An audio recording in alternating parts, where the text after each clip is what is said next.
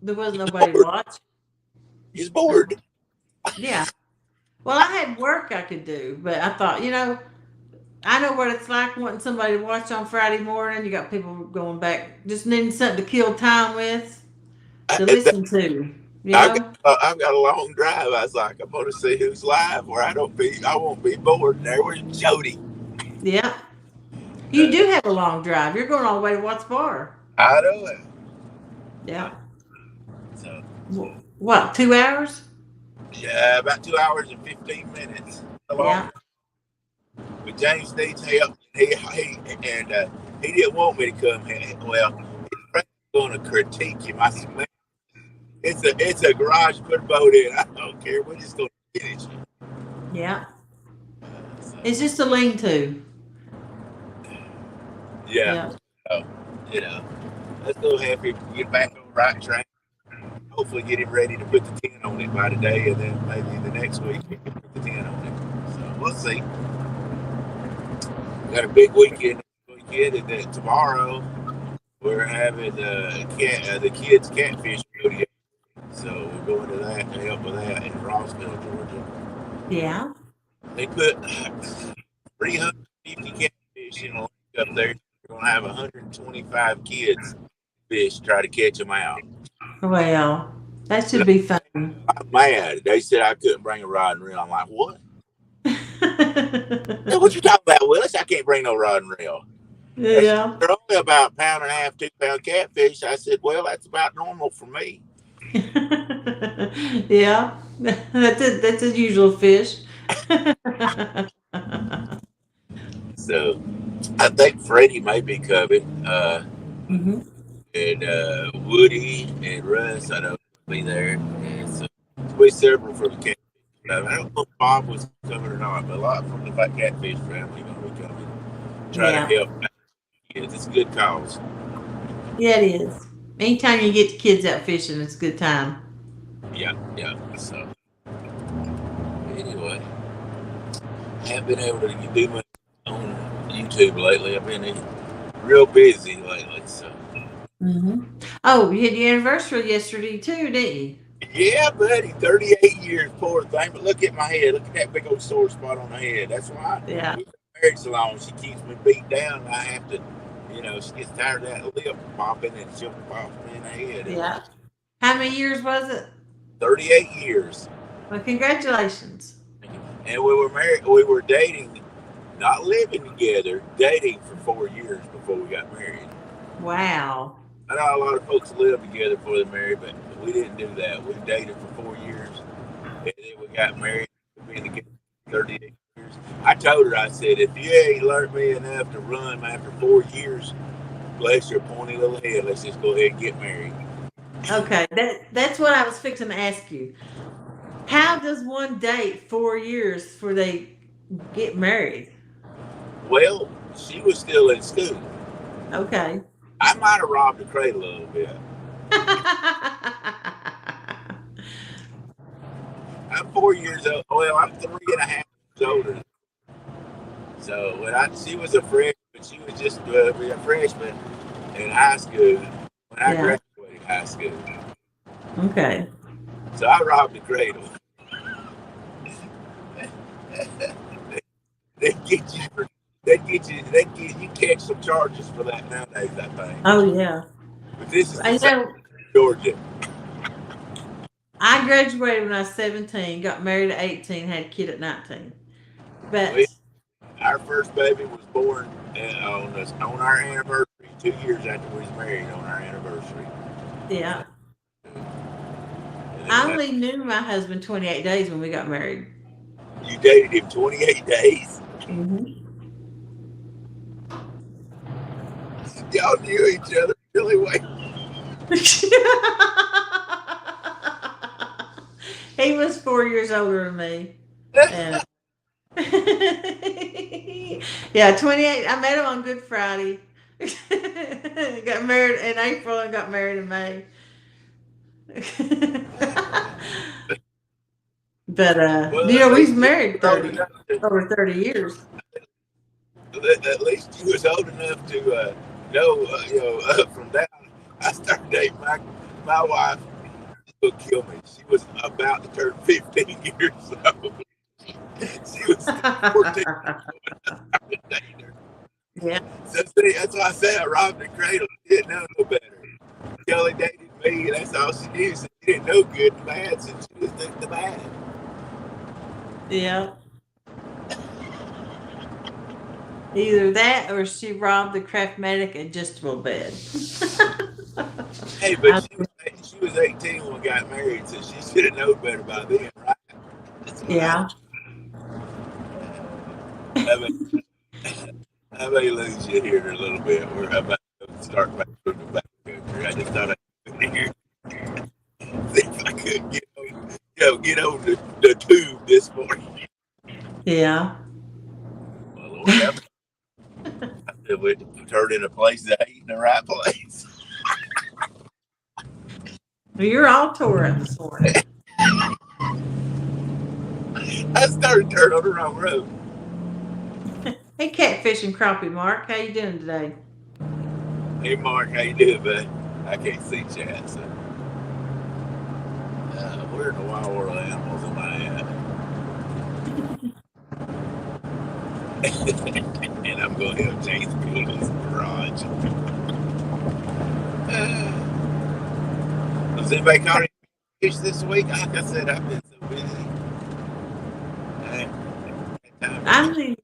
I need to pressure wash my deck outside. I got things like that I need to do. Did you pressure wash it, or did you do like country folks pressure wash it? You know, country folks wash stuff. We don't wash it. I'm going to pressure wash it. Okay, well then you ain't country enough for you. If you're Well, real, I wash clothes and I pressure wash the house. Yeah, you wash clothes. That's right. The country folks wash. Danny Stone. I leave for 5 minutes and you let some backwoods hillbilly up on pedal. Mr. Stone, Mr. Stoner. He calls me a hillbilly. I'm going to call him a stoner. Yeah. Hey, I mean, kid, I got like, I don't know, several skipjack and some white bass I'm taking to James. They said y'all ain't had no luck that way, so. I haven't been fishing. I haven't fished since last Saturday. Oh, okay. I was gonna try yesterday, but I went to Mountain Hill Dam and I just sat and watched them. Nobody was catching, and they ended up leaving. So I didn't even walk down there. I didn't even try. Yeah, we went fishing last Tuesday and caught a few. And then we spent the evening catching skipjack and white bass. Mm-hmm. You know, that's fun to do too. You know, it ain't always going to be the catfish. We had a ball this Saturday. I would have catfished last night, but I didn't bring no bait with me, and then I didn't catch any, so I just had to go back home. You ain't got no bait. You ain't catching no bait. That's the place to go home. I considered going to Kroger and getting some chicken. I'm like, no, you'll be out tomorrow night. Just wait and fish then. Yeah, but where you gonna go? Daryl, if he wants a fishing buddy, is what Yak Shore said. Yeah, so I'm not fishing. If I was going fishing, I'd say let's go. But I'm actually going to help James finish framing his garage up or lean to. Mm-hmm. And I'm gonna go give him some skipjack white bass. I think it's a couple of big bluegill in it. Yeah, I'm glad you're going to help him. That way you can get that knocked out. Yep, I'm in the van, so it's probably pretty loud in here. This is our service van for a candy company. And I said, don't schedule it for nothing on Friday. I'm going to take it down. So I didn't schedule nothing. So it's full of tools. Yeah. It's Steve runs phone. And Mark, when you put your clothes in the washer, you ask them to get washed. We've been, like I would pull my truck up beside his boat, and we was using that as scaffolding. Yeah. Instead of using a ladder up and down. But it's close enough. Yeah, it's close enough being done. They ain't no use in bringing scaffolding. I did bring us a ladder, though, where we can use it. Got it.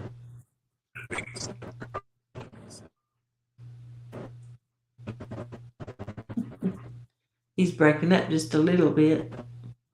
He's probably got a bad service area right now.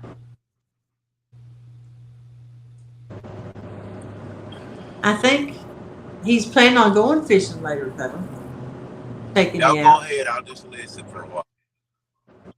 Hey, I think Y'all go he ahead. said he was going to take you out fishing later today, or that's the plan. We'll have to see. I'll have to see. I got a friend passed away. I got to go to the funeral home, and I may wind up doing that tonight. So Yeah. And then Dave's going to come up and fish with them tonight for the show. yeah, Yeah. I say I'm about to lose you. I probably have to go out maybe later or something. Yeah.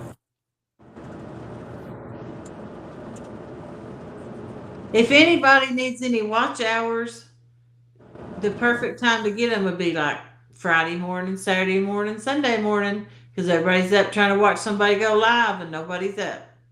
So if you're Yeah. needing watch hours, do you live like this.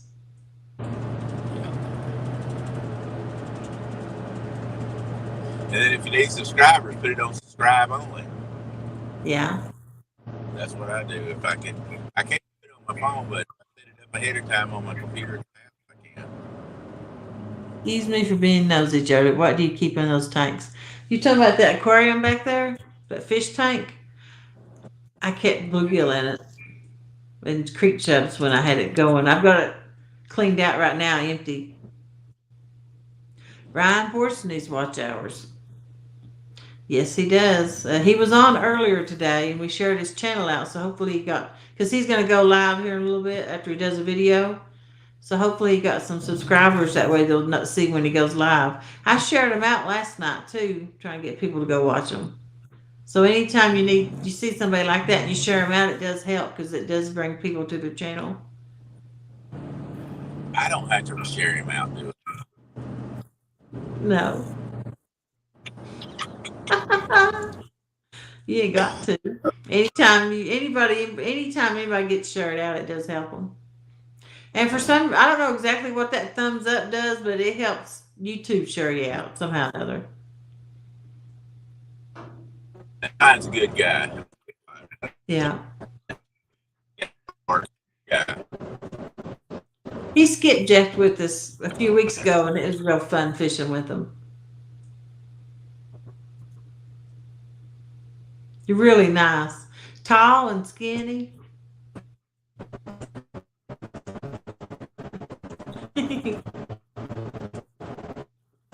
Uh-oh.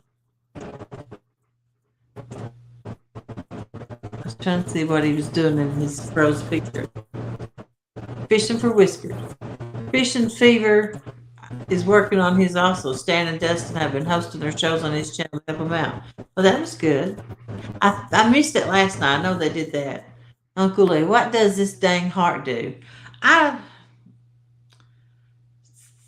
I don't know. I only know what I heard someone say in a show one time that um somehow it's like a like for YouTube.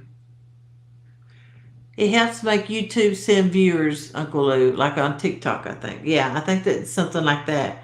It might make you get shared out more by YouTube. Yeah, I don't like it being on my phone. 'Cause it is in the way. Because you can't see the whole sentence of what somebody wrote in chat. It blocks like the last word or two. Or something you wrote, you can't see it. But yeah, I don't like the heart down there either. It's in a bad place. I'm going to look it up right now. Please hold. Okay, we'll get an answer for sure then. That was his professional. Please hold.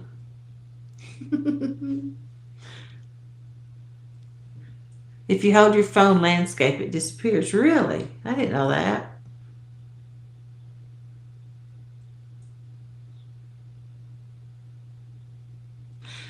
I got so much work to do. I don't want to do none of it. I'm sick of working.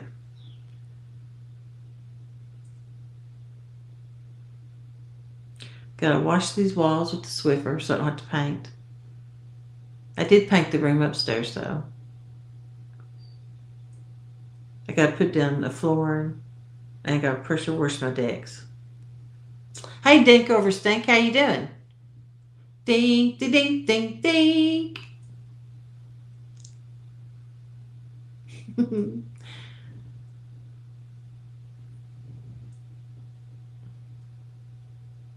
Yeah, I'm definitely gonna get some worms and go over in the creek and fish. Wait, yeah, I can do that. I have to think of. There's so many critters and varmints where I live, but whenever I go, even just like in the field or in the creek, I take a weapon because I never know what's going to come out on me. I could have a hog or anything. So I always think of stuff before I go. I think twice before I go over there. Coyotes and things.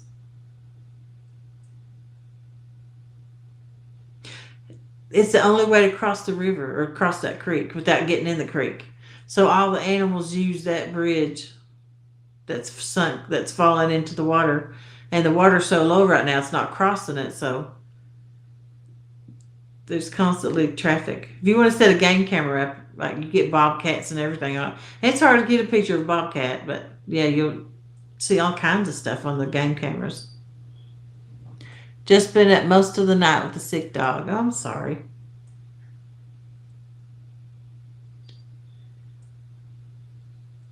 Doggies that break your heart. That's why I don't have one. I got attached to one and they was cutting the right of way up here and they cut a tree on top of it. I had to have it put down. I never had another one since.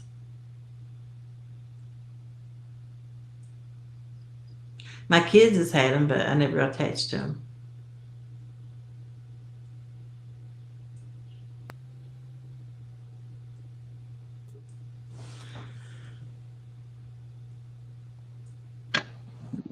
Hey, Morning. Eric, how you doing? I'm good. How are you? I can't complain. Good. I just dropped the kid off at daycare. Now I'm gonna go donate some plasma. Yeah, So I got some extra pocket cash, and then might go fishing. I don't know. yeah. Let's see. Well, Dink's dog got bit by a snake Sunday. It's just a rat snake. Took her to the vet yesterday and then gave her some antibiotics. We will see. if it was just a rat snake, hopefully she'll be all right. Yeah. My daughter had to take her dog to the vet. It ate some rat poison. She moved into this place, the house, and then it's got like a carport, Uh huh. and then off to the side of it is a building. It's all attached with the same roof, but the carport is open, and the building has a washer and dryer in it. Gotcha. And so it got some mice in it, so she put some rat poison in that building, and it went out there and got into it. Fun stuff. Uh, They're like kids. They get in everything. yeah, catfish and crappie. Your reactions are anonymous, and other viewers in the chat won't be able to see who used what reactions. I've noticed some of the hearts going up sometimes. We're starting to test a new way to react to what's happening on live streams. If you're in this experiment, you'll see options to react on a screen with one of the 5 emoji reactions.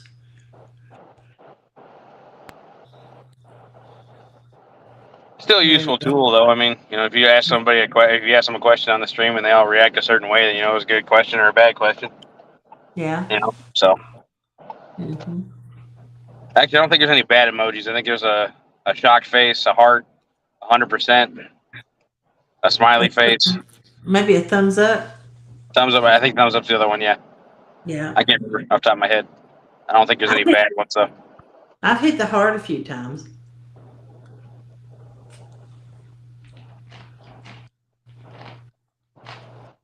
Just randomly. So what's your plan for today, Jody? I don't know. I'm like a squirrel. I may start out doing something and then I see something else to do and I stop and do it. But I'm going to Swiffer the walls down here so I don't have to paint. So it's an at-home day today. Yeah, it's going to be at home tomorrow too. And Sunday. Okay. Well, you said you're fishing tonight, right? It's probably the only time I'll be out is tonight. I got you. And you may have explained it 100,000 times, but I didn't catch it. Did I hear you're selling your house? Yes, my first realtor wasn't worth the crap, so I fired her. And then I Okay. thought I'll try to sell it myself. I didn't do anything. I didn't know where to begin or what to do, and I thought it's just too aggravating, Yeah. So I called a new one in. He come in last week. I really liked him, and he thought he could get what I wanted out of the house, maybe more. So I told him I told him he wanted me to put 25,000 in it to remodel it, bring someone in to paint and put a new floor and things like that. And I'm like, and he said he could get me an extra 100,000. I'm like, no, I just want to sell it. I'll be happy if I get what I want out of it. I'm not worried about get even more. Do you have somewhere to go if you do sell the house? Well, or is it even one of those contingency deals? No, I like my mom's like 30 minutes away. I got a lot of family. My mom's been trying to get me to move in with her for months, and I wouldn't. But I'm probably gonna stay with her a couple months till I figure out what I want to do. And my job's up in the air, Right? So I'm not gonna sign a lease on something I don't blame you. and be stuck. I want to move closer to the water. Is the goal in this. I got you. And because I drive an hour and 40 minutes usually, at least an hour to the closest spot that's catfishable. Sure. So and Chattanooga's 2.5 hours. I mean, so right. I'm going to move somewhere around towards the Kingston area on towards Chattanooga when I do move. I got you. That's cool. And I ain't even keeping anything. I've been getting rid of everything I got. It makes it easier to move, that's for sure. Well, all the storage units are rented up where I live. Well, that doesn't help any, but yeah, I got no place to put it. And, I don't need all this crap. I got 30 years of stuff that I wasted money on. Yeah, I've been working on getting rid of some of my stuff too. Yeah. I'll never buy all this crap back. Don't buy it. You don't need it. But, I had kids and girls, so you can imagine all the different things they want and stuff. And oh yeah, they still got stuff upstairs. Like my daughter's coming in from Alabama to get some more stuff out of her room. Most of the house is empty now. I still got a closet I got to clean out in my room, things like that. I got you. The only thing I'm keeping is my dishes. I spent a lot of money on them. I really like them, so I'm going to keep them. But I should have two. I have my fishing gear and 2 suitcases. That's all I'm taking. Sounds pretty manageable. Well, I don't got to worry about moving stuff over and over. Right. And I'll have money to buy new. So 2:05 Wild Action. Good morning, y'all. Happy Friday. Happy Friday.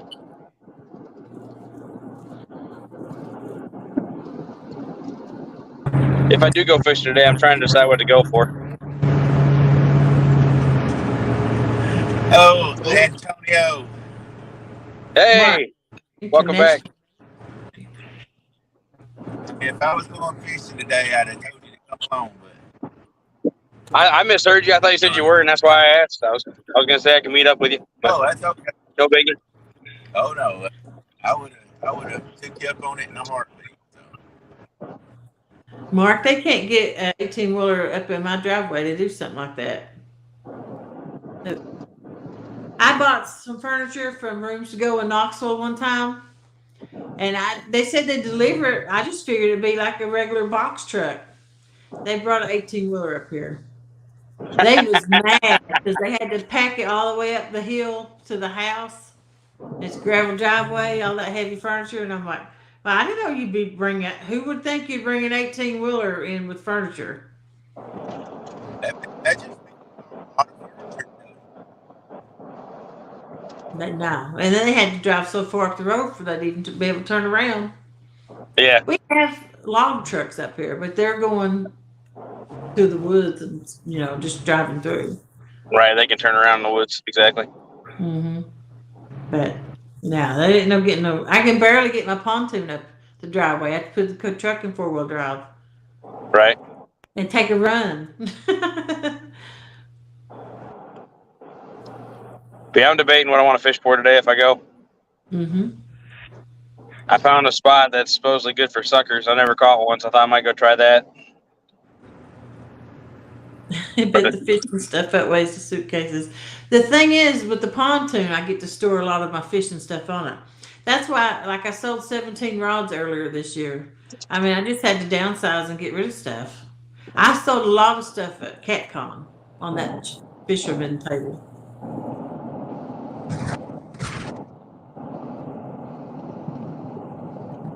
If I'm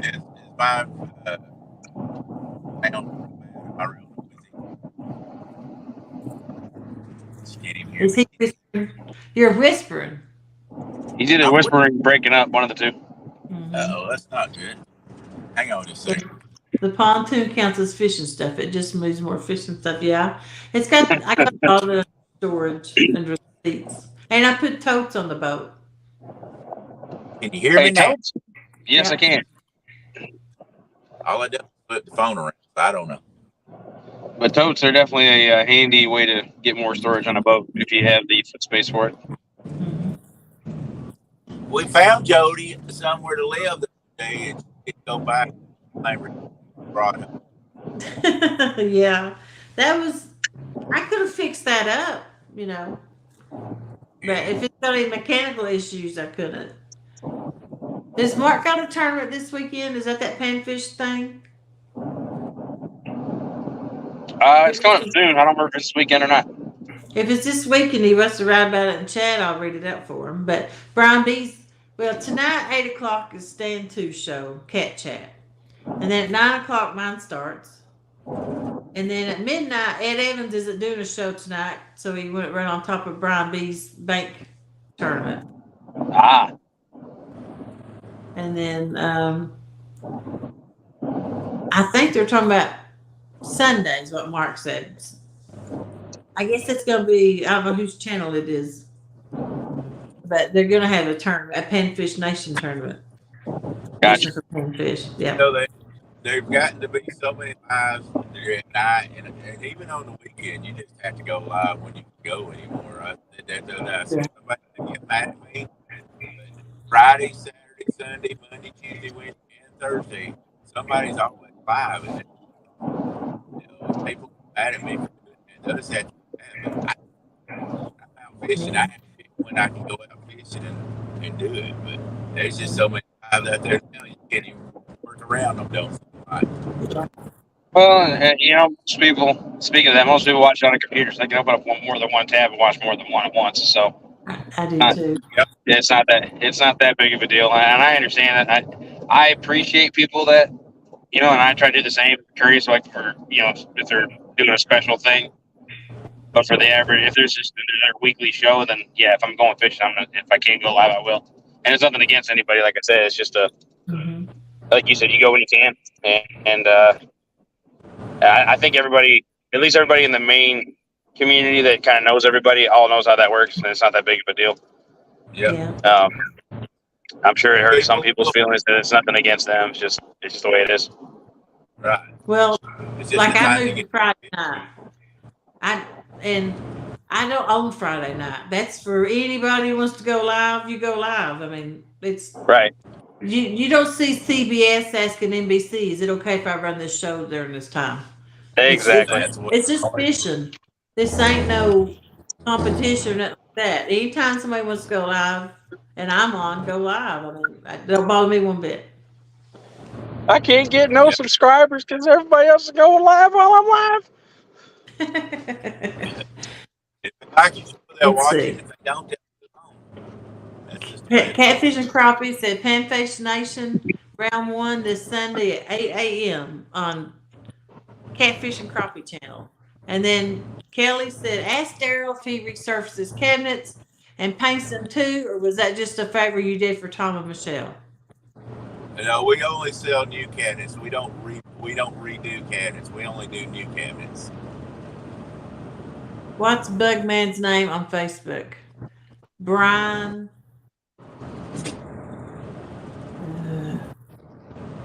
Hold on. CFM makes a good point too. He said the more lives that happen during those times, the algorithm works more to promote people to the fishing itself, which works out for everybody in the end.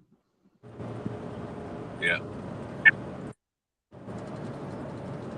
Because obviously, if everybody's watching on Friday and Saturday and Sunday, which is pretty normal for a lot of people, then it's going to promote more people on Friday, Saturday, and Sunday that are interested in fishing if they're on that during that time of the day. Yep. Can you hear me okay, Anthony? Yes, I can. Okay, I didn't know if I dropped out. Jody dropped out. Okay. Yeah, Nope, we're here. It's just one of those things. I mean, used to you could divide it up. Boy, there wasn't so many people doing YouTube, but now, here's the thing: people don't watch production videos hardly anymore. So you got to do lives if you get any view hours at all. So, right. I just got to go live when I go live, and I'm not doing it to make anybody mad or hurt any feelings, but it's just the way it is. You just got to. If you put out a good product, people will watch it. If you got a junky product, people ain't gonna watch it. And I just figure we let people decide what they want to watch. And I'm not trying to get on top of nobody, but I've had some people get mad about it. It's like, guys, YouTube's for everybody, anytime. So you got to do what you. Well, there's days where I'll have like 5 different lives on at once. There's some guys I watch over in the UK. They'll be fishing at night, and got people here fishing in the morning. I pull all 4 of them up, four or 5 of them up. Yep, I watch them over there too. The guy that sings all the time, what's his name? I can't think of what his name is. It tickles me. Mark said he's starting to think that YouTube hates fishing. Yeah, a lot of people using Facebook now. I don't know how that works out, but I know a lot of people's using Facebook to also. So. It works the same as it does with YouTube. If you're using StreamYard, you can literally have it send to a page. You have to send it either a group or a page, but you have to be the owner of the group or the page, if I remember correctly. Okay. I've not tried it 100% yet. I've dabbled with it a little bit, but. Well, I said I ain't trying to make a living off of YouTube. I'm just enjoying it, having a good time. Right. I'm trying to impress you.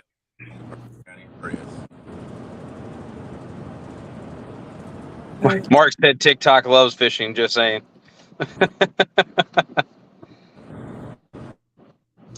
Brian, I sent you a screenshot of his contact information. You can text it to him. All right. Well, I ain't going to get off here and get in line so I can donate this plasma so I can go fishing. So I will catch you guys later. But I hope everybody in chat and everybody on panel has a wonderful day. And I hope that if you do get to go fishing, you catch a toad. And we'll see y'all next time. All right. Bye, Yak. All right, buddy. Hit me up when you want to go fishing in the next couple of weeks. Okay, man. We'll do.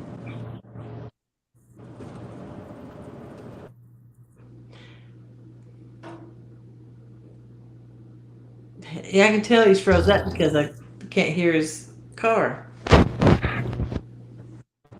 I was actually going to go to Alabama next weekend and fish, but my daughter's coming in from Alabama, so I'll be staying home with her. Am I back? Yep, you're back. Guess who's back? Back again. Daryl's back. Tell your friends. Hey, listen. Here, I'm gonna be.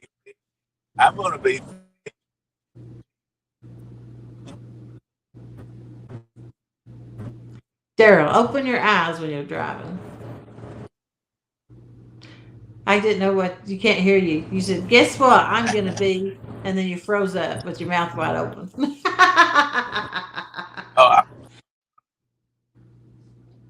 You froze up again. With your mouth wide open. Screenshot. I could make memes out of that picture right there.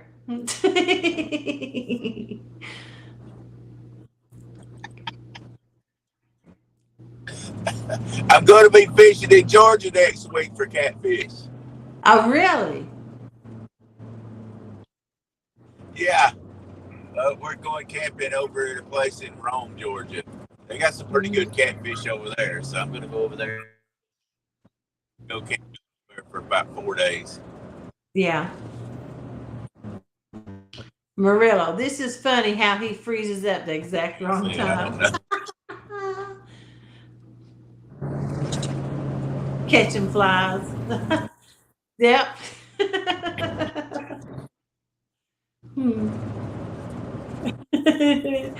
You could definitely set a hook in that jaw.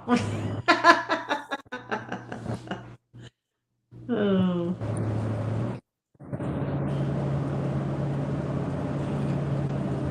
Are you in Tennessee yet? Oh no, no! I have to drive a long ways through back roads to get to I-75. So it takes me an hour. Takes me an hour from my house just to get to I-75 and go north. So yeah, takes me 30 minutes from the quickest way to get to the interstate, but then it takes me longer that way to get to the fishing. Did he say Rome, Georgia? Rome? Yep, I'm going to be fishing in Rome, Georgia next week. No, he said Rome.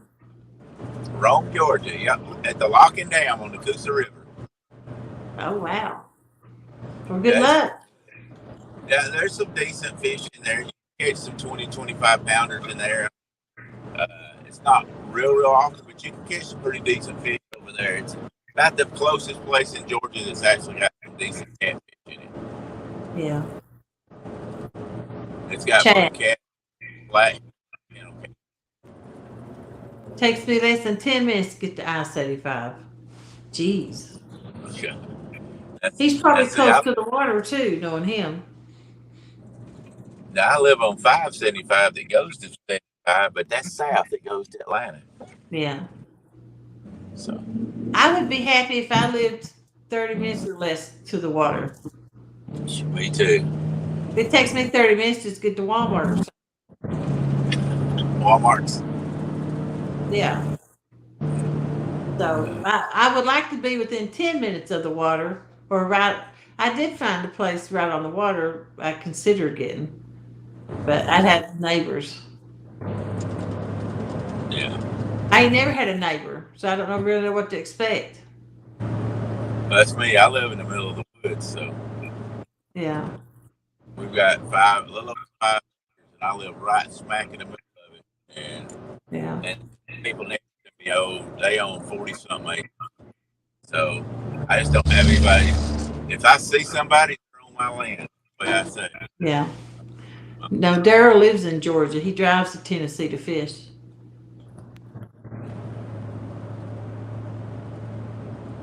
Georgia, that's right there on the line.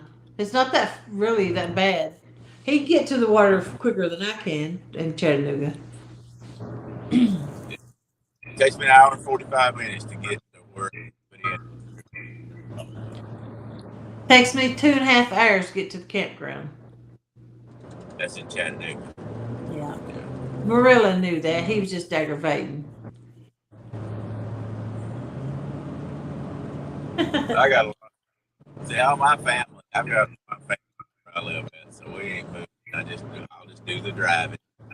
Yeah. I'm tired of driving it. Like last year, I spent like $300 a weekend in gas. Yeah. Every weekend. So that's rent on a place. $1,200 a month. I just want something small. I'd be happy if I had a house just as big as my downstairs. You just need a houseboat. I know.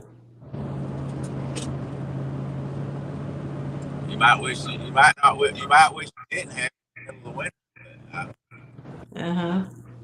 I bet they're cold of a winter too. Well, as long as you got heat, you'll be. Yeah.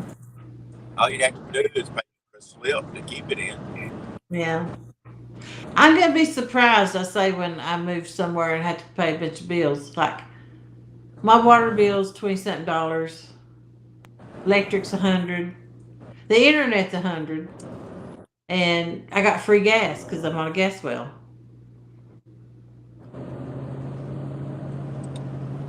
Hey, Bobcat, You got get you a van down by the river. Yep.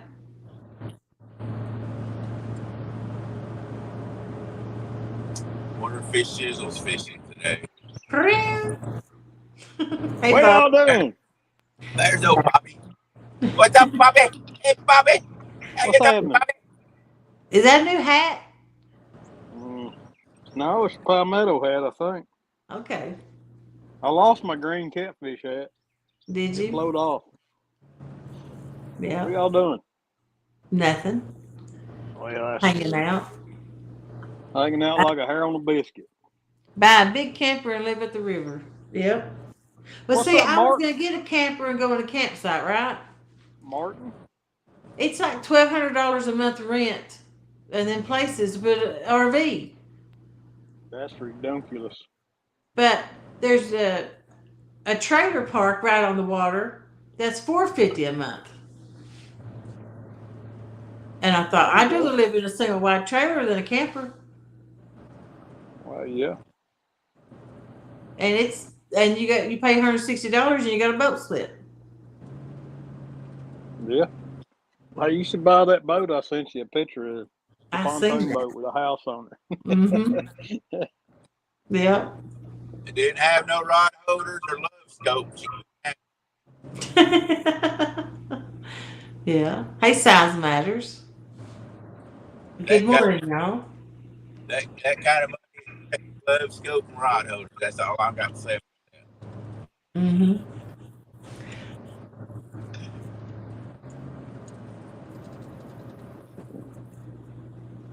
Hey, I don't. Roger just went live.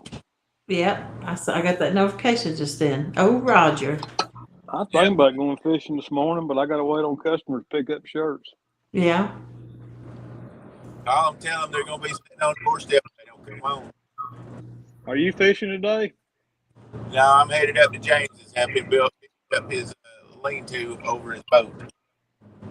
Oh, okay. Mm-hmm.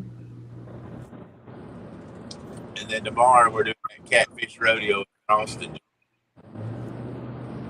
You doing what? Remember the catfish rodeo for the kids? For Mm-hmm. Austin? Oh, yeah. That's tomorrow. Yeah. I didn't know if you was going to go to that or not. That's tomorrow. No, Anna won't be here. Well, The I didn't know. catfishing for kids. I was talking about, yeah, we're going up there to help work it, to help the kids out and stuff. Oh, yeah, okay. It's me, and I think Freddie's going to be there. Woody and Russ are all going to be there to help with the kids. They're putting like 300 catfish the lake up there in Ralston, and then letting the kids. There's going to be 125 kids up there show up. That's cool. Yeah, Morning, so Uncle G. take fish off the hook and stuff like that for them. Yeah. You know, sometimes it's hard to get that hook out, depending on where it hits it in that jaw. Yep, I'm going to take some needle nose pliers and a towel with me. Yeah. That way. Mm-hmm. And a skillet. Yeah. Because, a lot of these parents that bring them, they don't know nothing about fishing either. So. No. Morning, Skull Rush. The smaller the hook, the harder it is for me to get it out. Yeah. I don't even know what size hooks are used or anything. I'm just. Yeah, they need to be using little circle hooks, like a 2 or 3/0. They asked for help, and I told them we'd come up there and help them. Yeah. I didn't know they made it 2 or 3/0. Mm-hmm. Yeah, we use 3/0 for catching skipjack sometimes. Yeah. But that Thompson's Outdoors, they tie jigs on circle hooks for skipjack. Skippy Jack. Yeah. They work well, believe it or not. Me and Brandon figured that out last year. Captain Morgan says, take Jody. She needs help fishing.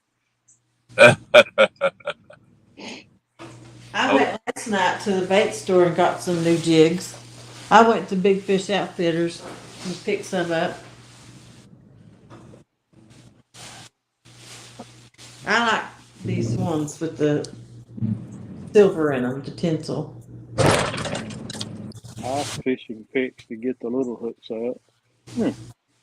I don't catch big enough big fish out. Hey, what about that old Mark and that new boat, man? I Golly. know. You can't hide money, can you? Nope. I like the blue best. I didn't know he was rich. I'm going to have to make him my best friend. He lives too far away. I know it. You've already sucked up to Brandon. How many more you need to suck up to? Exactly. You stole Well, Brandon from us. He's richer. Hey, I brought Brandon to y'all. He stopped. No, I shared him with y'all. no, Bob. If you fish Tennessee River, you know who Brandon used to be. You used to know who Brandon was because you heard him coming up the river for 5 miles away. That's a fact. Golly, I sure was proud when you got Tennessee yards. That's a fact, Jack. He probably was deaf as a doornail now. He was the loudest boat on the river. You For 3 years. I remember Chris, the first catfish gathering we had.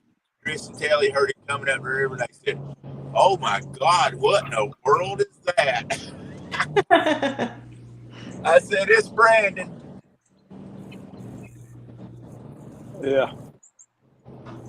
been saving for about 3 years. Yeah, I think that's a. What is that? Is that a 4-cylinder or a V? I can't remember. It's either a V6 or a 4-cylinder. I think it was. I don't. But I think the exhaust is gutted on it or something. Chris said, "What is a Brandon?" He thought it was a hot boat or something. Mark. Hey, Mark, just don't pull a Darrell and drill holes all the way through the hole. Yep. He says he's got to drill holes in it today. There you go. Or get a barge. You know, I got all this work to do, and here I am starting to tie skipjack jigs. I'm supposed to be cleaning house, but here I'm going to start tying rigs. Good. You've been on for 2 hours, 30 minutes. I know. I'm tired of cleaning and working. I'm almost done. Work. I told you you'd like that real estate guy, didn't I? That company is good. I really, really like him. And I just met him, but he seemed like he was going to really try and sell the house. And he said he was going to market it to investors. He said, you can put 14 people in this house and still have plenty of room to sleep. Hey, that's how people are doing now.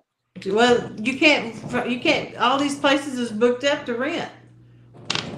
There's a 3-bedroom house on my street here. Yeah. That was rented to college students over the school year. There were 7 cars in the yard all year long in the street. Shut up, Brian B. Bobcat, the elderly angler. Well, my cardiologist did tell me I have the heart of an 80-year-old, so there's that. Morning, Ashley. The elderly angler. That's going to be the next golden whisker he gets. If he's senior angler of the year.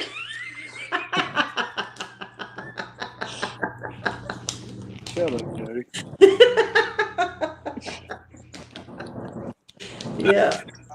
I'm glad you're calling Bob the elderly. Senior angler of the year. Let me see them teeth. Did you get them teeth clean? No, not yet. I got to take her on Monday. About $1,000 worth.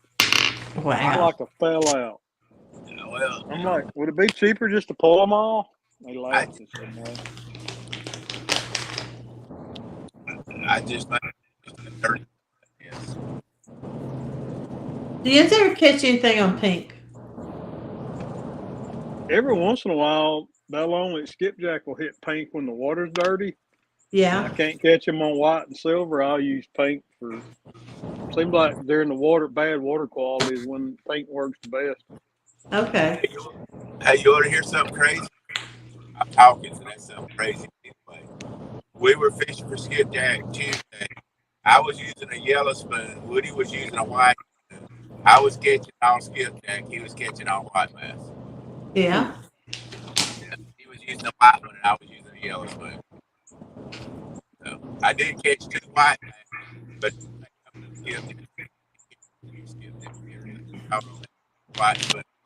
white bass. Well, they got to pull several of her teeth too. That's why it's cost so much.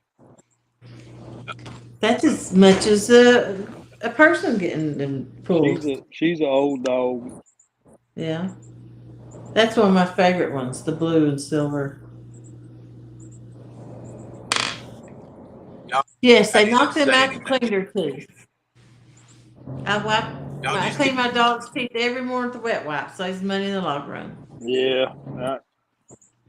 They make doggy toothbrushes and stuff, but I ain't that motivated. He don't brush his own teeth every day. That's right.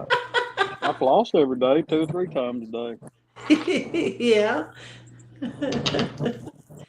Why y'all ignoring me? My feelers hurt. Your filler is gonna get hurt. You're ignoring me. I'm checking out all that white bass and strap. Skipjack like I can't even open my mouth. We can only hear every other word you're saying. Why come? This is Daryl. He sounds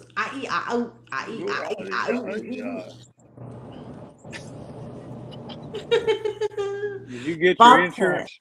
Did you get the insurance company to look at your truck? They called. I had called them back. They was wanting to come yesterday, and I was taking my wife.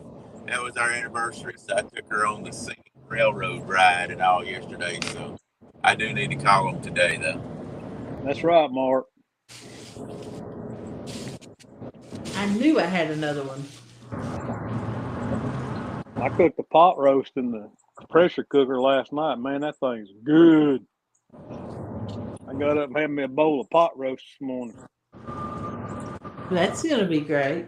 Is it more strange that I still feel I understand every word he's saying? Is what Morella said about Daryl? Yeah. Okay.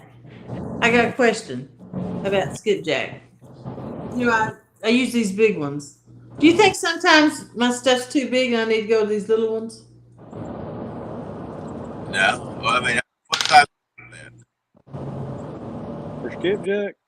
Yeah. I always use a Foley spoon. I don't throw jigs. You don't? No. I use Foley spoons. I've been doing really good with the silver ones. Good morning, Mid-South. How you doing? Hey, did y'all see what the sumo spoon caught for James the other day? That big dang dar he caught? Yeah. Caught a dar on a sumo spoon? Sumo spoon, baby. Good morning, Judy. How are you today? I got him swapped over to them sumo spoons now. He like. Oh, Lord.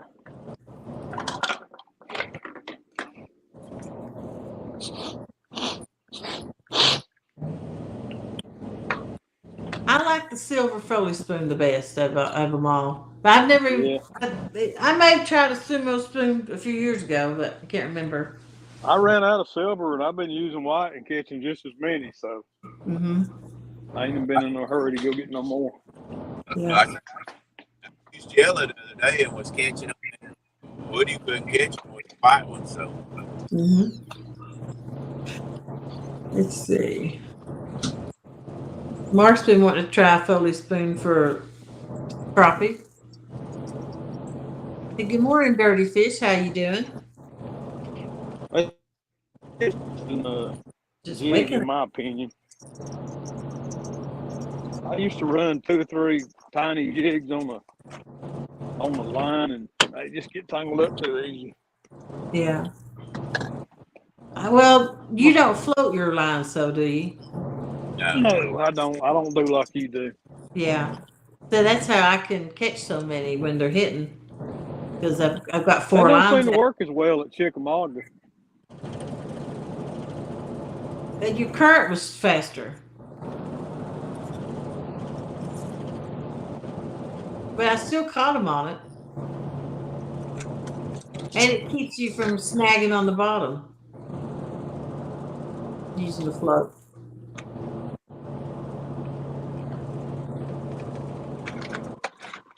I prefer to use a spook than a popper float though to keep him up. Yeah, that works. Hmm. It works a lot better. There's less stuff to tangle up on because popper float's got all that hardware on it and then beads.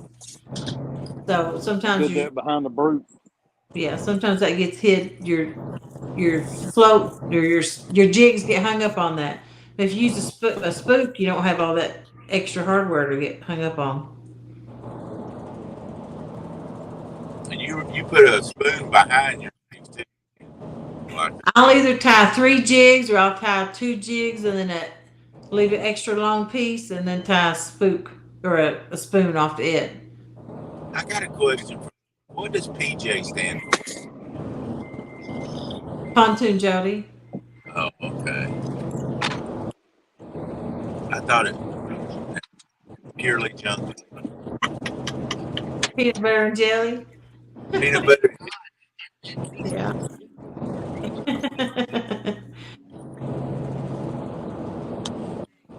Pajamas.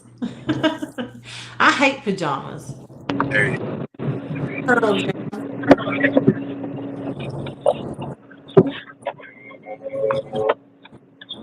Yeah.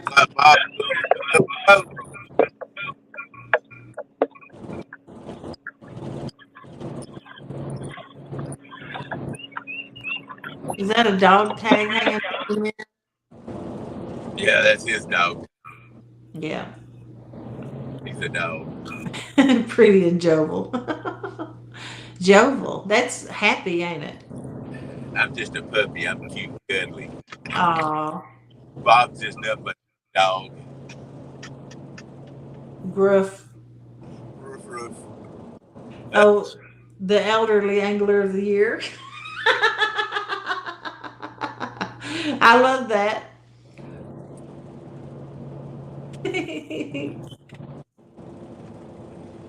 Oh, man.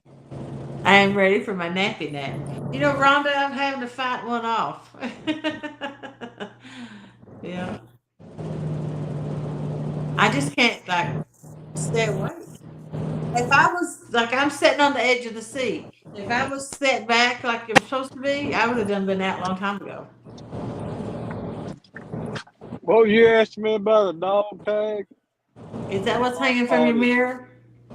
Yes, it says, God grant me the serenity to change the things I cannot change, or I can change, and the courage to accept the things I can't, and blah, blah, blah, blah, blah. Is that called the Lord's Prayer? No, I don't think it's got, no, that's not the Lord's Prayer. Look how get Jody in church. I ain't been to church in a while.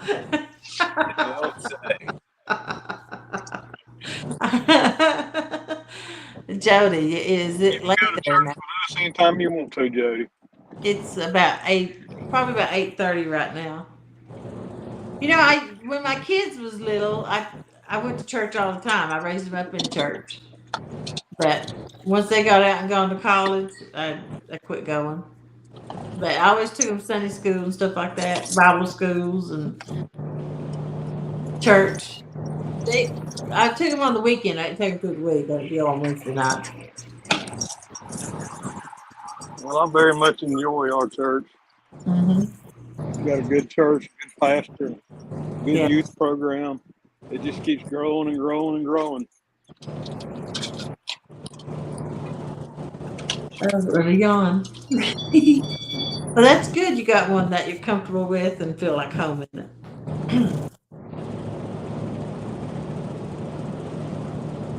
Hey, I made it all the way to Dalton now. Dalton, Georgia. Dalton, Georgia. Carpet mill of the world. Yep. Hey, the history of Dalton's really interesting. Oh, yeah. about how all those carpet mills got started with a tufting machine.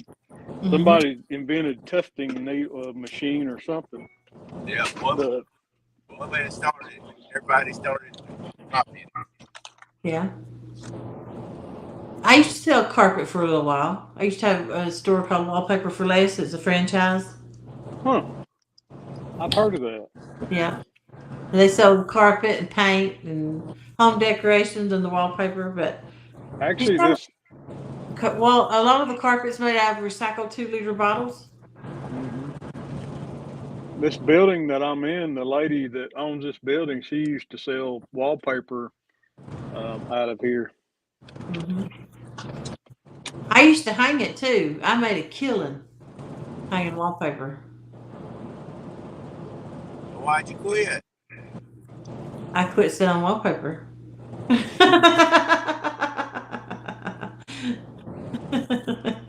Yeah. But if you're making a killing, quit it. Yeah. PJ is my initials backwards, LOL. Certified Fishing Nut, good morning. How are you? Mark said he need to get back in church. Yep. Can't go wrong No. going to church. Mm-hmm.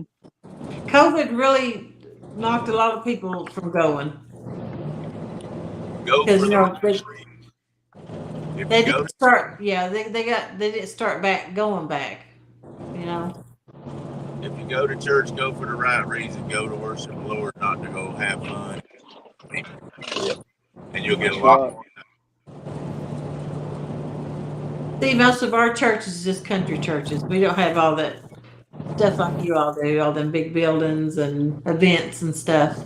It's just a church, a lot of them. Church house. One room. Hey, was it cool this morning up there at your place, Jody? Because it was cool here this morning. When I did my walk, I had to put a sweatshirt on. Yeah, it's a little cool. It's been a crazy spring. Doing all right. About to head to work. Well, safe travels on your way to work. What time is it?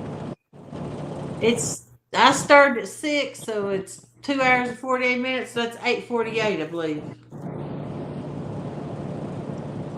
Eastern time.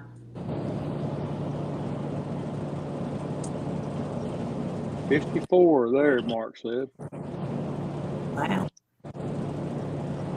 I don't know how cold it is here. Yeah, it's cool this morning. I walked out the back door. I walked back in the house and got me a hoodie. Yeah. I mean, I still use my fireplace. I'm going to jump out of here. I'll just be listening, but I'm going to get all that stuff. Okay. Y'all have a good morning. I'm going to run up here and see if I can tear up something. All right. All right, Daryl. We'll see you, bud. Bye. Uncle Jeep said it's 61 there. Beep, beep. Beep, beep, beep, beep. Are you at work now? Yep, I'm at work. Oh, you're waiting on someone to come pick up shirts, you said, so you go fishing. By the time I get here, it'll be 100 degrees out there. Yeah, probably. I did put my bimini on yesterday. I was going to go fishing yesterday, but after work, but I just couldn't get motivated in the heat. Yeah. I was going to go do some suspend drifting, but I didn't. Yeah. You know, I just prefer to anchor fish over everything. Well, you know what I prefer to do, and there ain't no floater to do it good. Yeah. You like the bump. But see, a lot of that don't have options available to me because of my boat. Yeah. It would be hard. You could bump out your boat, but you'd need a pretty massive trolling motor, really. Yeah, but I'd have to be under the dam, and it's just hard for one person to do all that in a pontoon. Yeah, it really is. It's you even for you got a lot of stuff you got to watch and pay attention to. Mm-hmm. And that's not something. It's kind of dangerous to me. Well, I mean, you could do You could bump out of a pontoon boat at Watts Bar because Yeah. you don't have obstructions to deal with. You could do it at Nickajack, and Chickamauga would be harder. But I mean, if you Hmm. had like 110-pound thrust trolling motor, that's Yeah. probably what you'd need on that boat, on that Yeah. pontoon boat to bump out of. See, I don't get that close to the dam to bump. I don't get in front of it like you do. Yeah, I get down from it, and I had to pull anchor, and they just cut that water off and on without warning, and I can't be sitting right in front of it because then I can't get my anchor up and I'm screwed. yep, that's true. I always fish over to the side of it so far back, and I still have trouble. Let's see. Oh man, my new trolling motor has link and it has cruise control. That would be great for bumping. Yeah, yeah. Mark, my trolling motor has cruise control too, but it's not really. Cruise control doesn't really work when you're bumping. You have to use North Lock. Hmm. Um, cruise control. I've tried using cruise control and doing kind of a backwards. What is that when you save a track?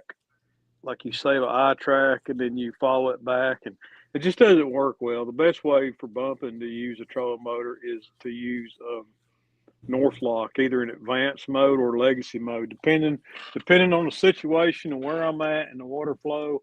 I'll switch back and forth between um, legacy and advanced mode for North Lock. 13 degrees. Wow. That would be a Yeah, bit.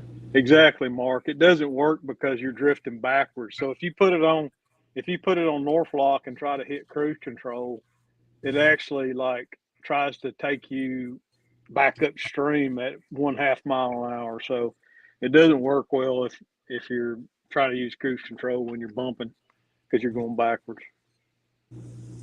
Backwards. Did you say backwards or backwards? Backwards. Yeah. I'm just as southern as you are, Jody. Yeah. They say crazy stuff up here, though. Yeah, I've y'all started country is changing some cornbread. of the way I type because I guess some of the stuff I do write does sound crazy after I go back and look at it. Yeah, But well, I'm it's half blind, so it's a just the lot of way I stuff I thought. type don't make no sense. Mm-hmm. Let's see where my new reel's at. I ordered a reel from Alaska. Mm-hmm. A I rail bought for what? a reel. Oh, a reel. Okay. I bought a pin 310 GTI off of eBay for $30. It's coming from Ketchikan, Alaska. Mm-hmm. Kitchen Can, Alaska. Ketchikan is Ketchikan, Alaska. Ketchikan. Okay.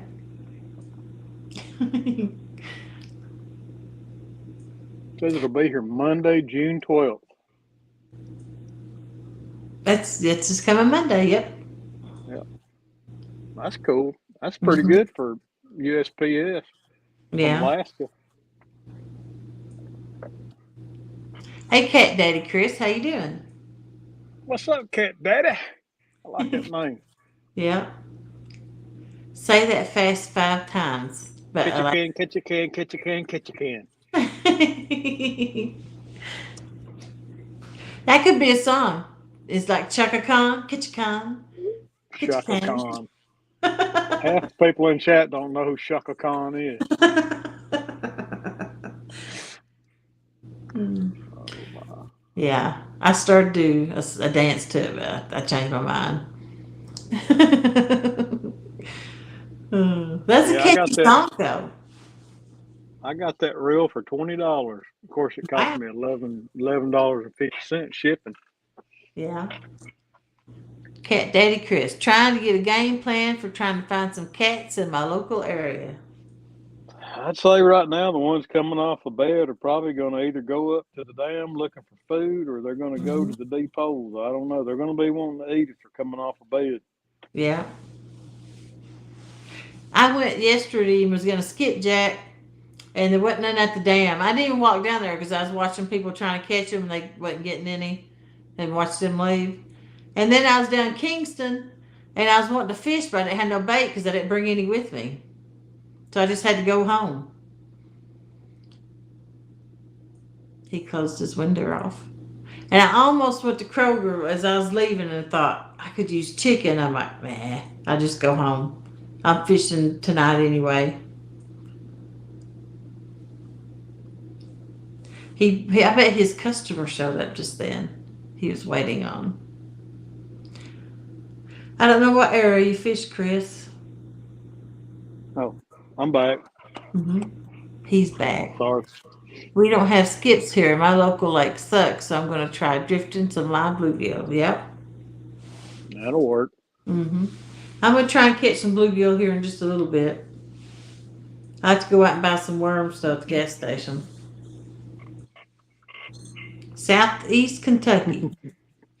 That reminds me of this little gas station that used to be down around Southport, down at the beach. They advertised worms and gas. Yeah. I'm on the border of Kentucky. I live on 75, right before it goes into Kentucky. Williamsburg, Jellicoe, Somerset, up around that area is close to me. I can be in there in 45 minutes. I didn't realize you were that far north. Kelly's actually the closest YouTuber to me, and his Lake Cumberland is the actual closest water to me. I should go to Kentucky and fish more. Yeah, how come you don't fish Lake Cumberland more? I just never fooled with it. I don't like the boat ramp, to tell you the truth, the one that we go to. It is the longest, steepest, and I mean, crazy steep. Not just like, oh, that's a steep ramp, boat ramp, long one. No. Yeah. You have to walk sideways to walk up it. Oh, wow. And you're out of breath when you get up to the top.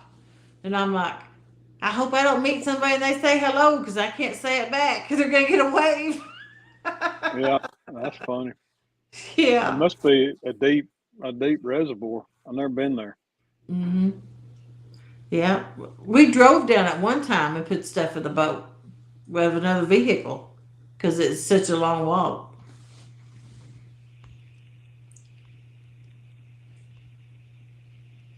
I'll be out picking worms this evening. It's raining pretty good today. It worked at the dirt track in Somerset. Yeah. Conley Bottom. I don't know which one it is. It's Burnside, but somewhere around Somerset is one we use.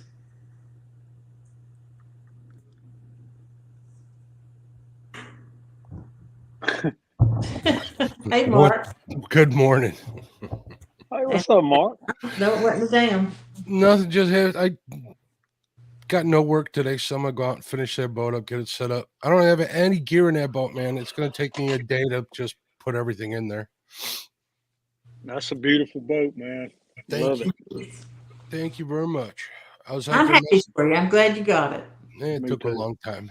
I'm happy with it. I just don't want to be drilling them holes. There's no wood in that boat, so you're drilling through aluminum clad seaboard everywhere. That's a good thing. It is a good thing unless you're installing it. Makes kind of a pain in the butt, but other than that, and running wires to the front. Well, I got that live scope and I got a network on that boat, so I've been running wires in that thing. I am all like cut up everywhere on bumps and bruises. It's ridiculous, man.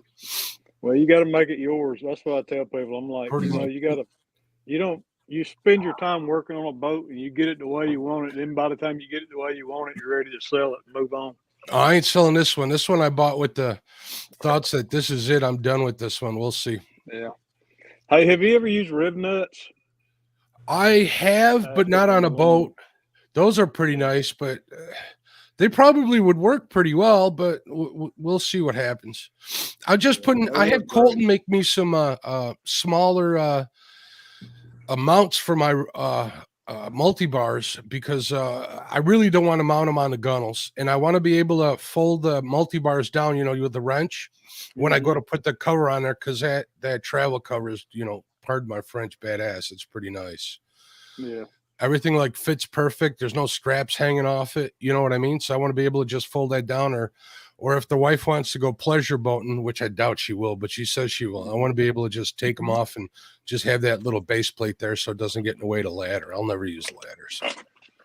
Hey, I wonder if you could fix them up where you use those on the bases. Let me show you what I'm talking about. You know, those things, they're heavy. They're heavier than heck. So that's the one problem. They weigh a lot. That's why they're so solid, though. Can you see these things right here? Yep. Like these quick things. If you could use something like that, I'm sure you can if you got the room to use it. You know what I mean? Yeah. That's the problem. If you're mounted like right up to the deck, like I'm going to do, you're not going to be able to turn it. You know. Well, you pull it out and you can move it. So if you get too tight, you get it tight, and then you need to move it again. You can. These things are on a spring. Okay. Yeah. All right. Yeah, I'm sure you probably could. That would be kind of cool. And then you can adjust them. I think those would work pretty well for a situation like that. You know, I do a lot of night fishing in the summer, so I need to get that thing lit up well. It came with lights, but I put a big spotlight on the front.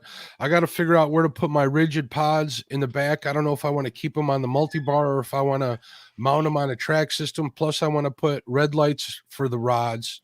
That's what I got to do today. That's what takes forever. You know, I don't want to use the blue lights and stuff. Everybody's got that, and everybody knows that I like the red because it doesn't attract bugs. So. Really? Yeah, that's the red in the Spectrum's the least bug attracting light there is. That's how come I used it in my other boat. Well, Brandon, he got some blue lights that mount to the bases of your rod holders and shine on your rods. And man, them things attract bugs like crazy. Yeah, blue, and even the black lights do the same thing. Because I had some 10-watt black lights I tried for a couple of times, and they were like covered in bugs. Covered. Mm-hmm. That's something I'm going to get is some LED lights, black ones. So I was thinking about, I got those pods that you use. You can use a drill battery on to power them lights like Keith has in his video. Yeah. But after thinking about it, it's like one less thing I need to worry about when I get home is charging a couple of drill batteries. You know what I mean? Yeah. So I'm going to end up wiring them and put a switch and an inline fuse and wire them probably directly to the battery shut off in the back there and go from there. But you know, running lights anywhere is a pain. It's a pain in the butt, man. Yeah. Actually, to the back ain't bad. It's got wire tubes everywhere except from the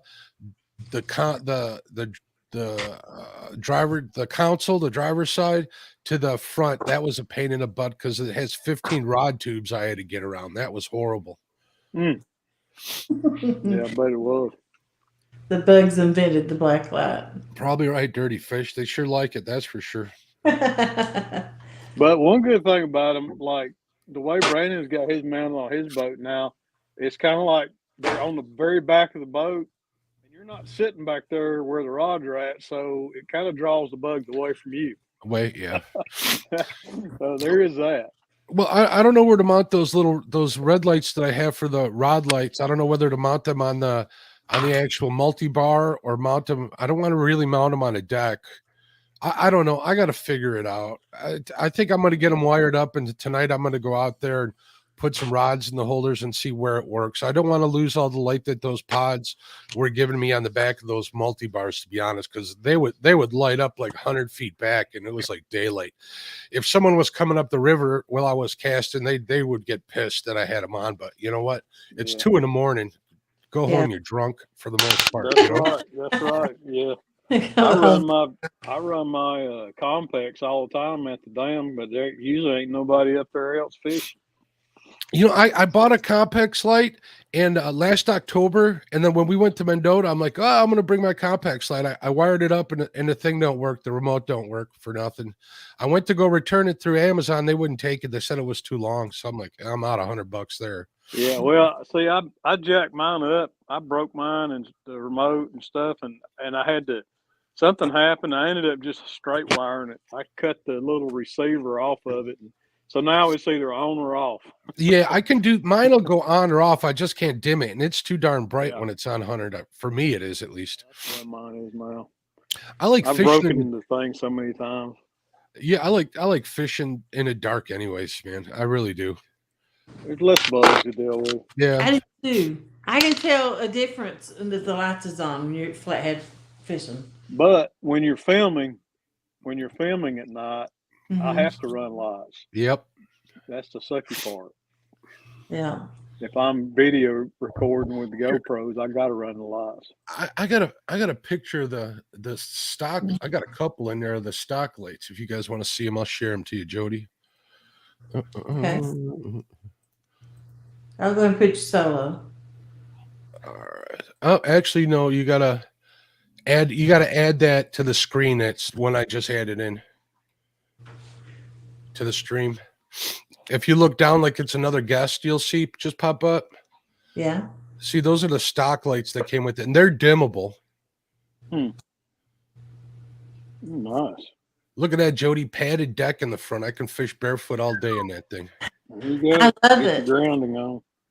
I'm sorry? Is it the vinyl or carpet? I got vinyl in the main deck, and then it's carpeted on the fishing platform. So Yeah.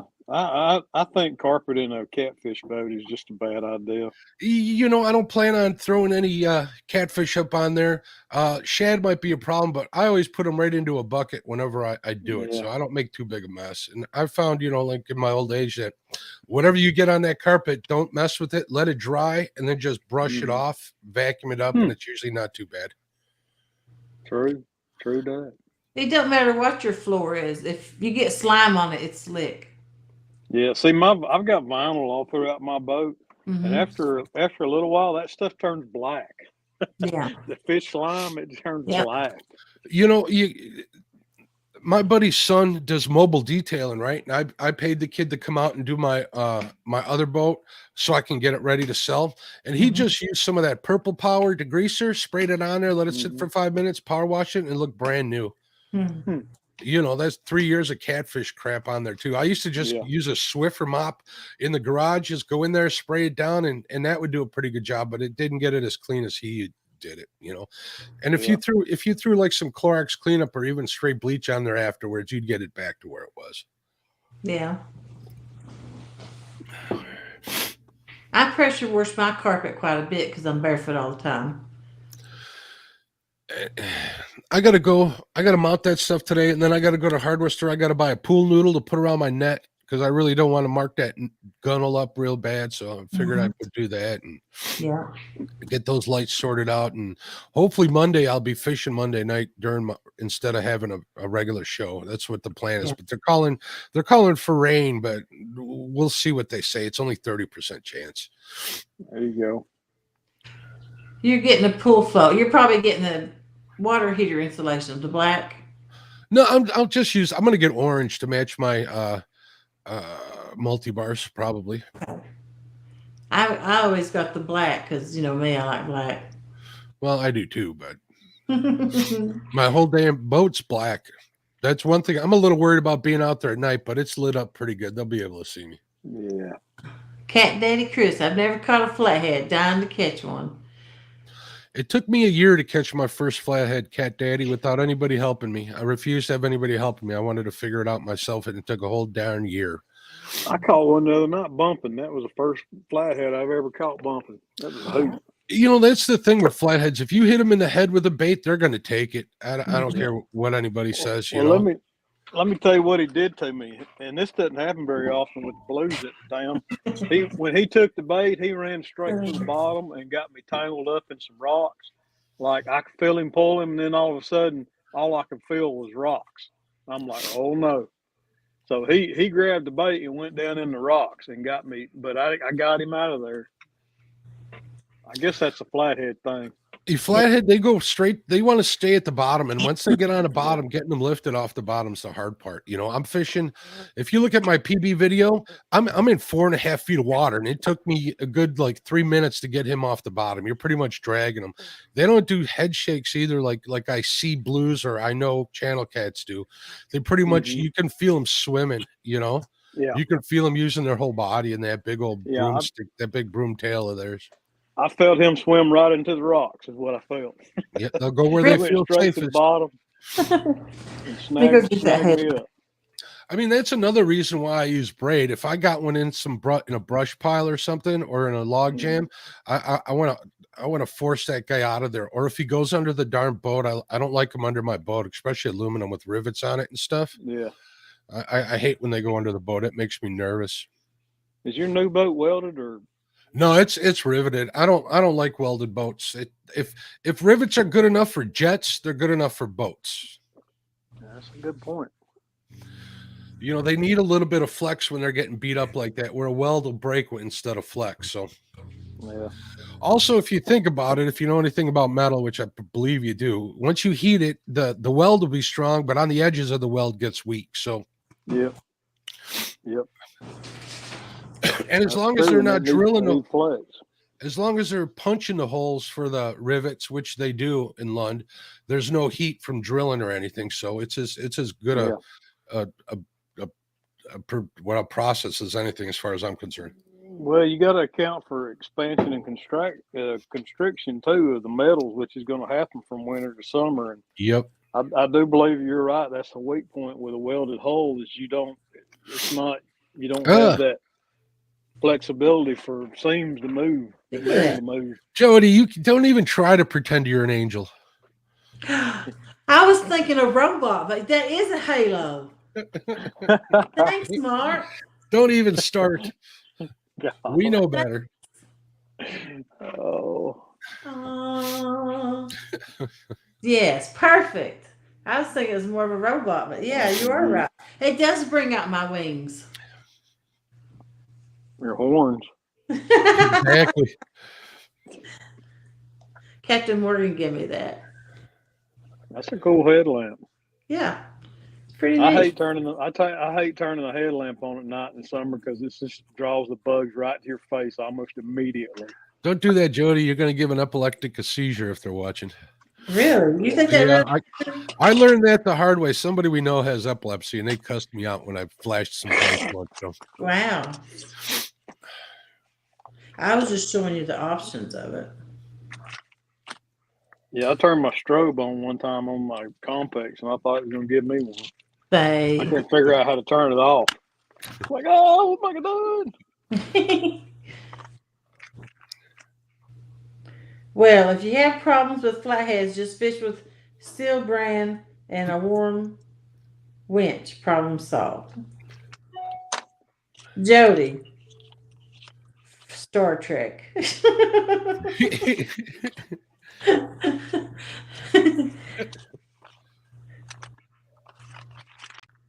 I'm glad I had these glasses because I almost said the wrong word. If you keep flashing that light, I will fall asleep, but I won't cuss you out about it. Fog was so bad 2 nights ago, I couldn't see the front of my kayak. Had to use avionics to get back to the car. I've had to do that before. Using avionics out on the water, just be able to move. Yeah. You know, I've done that before. What I need to do is and I know I can do this on my Garmin, is figure out how to make like a permanent track. Mm-hmm. You know, they put it in another color and go up and down the river and mark it, so I know which way to get home at night.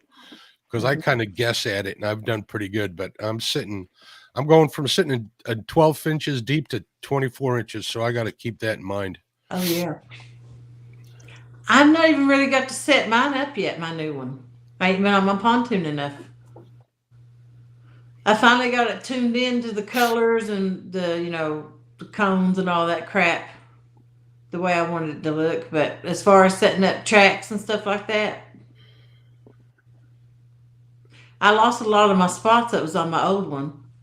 I've been trying to figure and put them back in it. Best way not to do that is download them to your phone, and then when you link your phone up, you can get them back on there. I've done that before.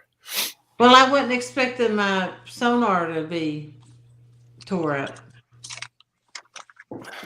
My boat came with the Helix 9, and I don't know much about Humminbird, but everybody says how good that side imaging is, so I'm going to keep it on there and check it out. If it's not much better than my 10-inch Garmin, I'll sell it, and I'd like to get a bigger one for the. Yeah, I love my Hummingbird till I got a Garmin, and the Garmin is just pretty much plug and play. I was For the all the most time part. having to tweak my Hummingbird. Yeah. I was excited because that trolling motor has iLink, and it's supposedly you're supposed to control it with your Hummingbird. But now I learned you got to get that network, and you got to install a network in order to do it. And I ain't doing that.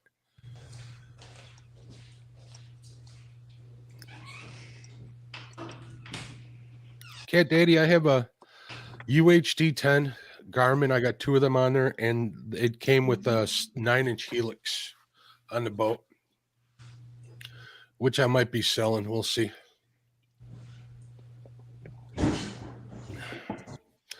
Bobcat, what I'd like to do is put that second 10-inch right next to the other one on the thing and put left side on one and right side on the other for side imaging. I think that would be pretty darn good.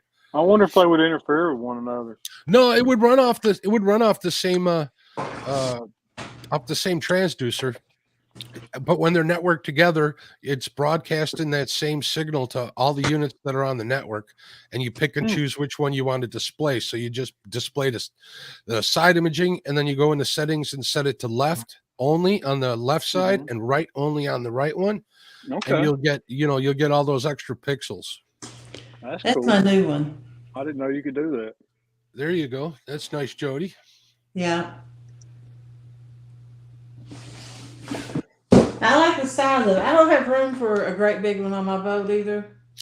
Take one of them totes off. You can put a 50-inch on there. Well, this is the one I had, and this is my question.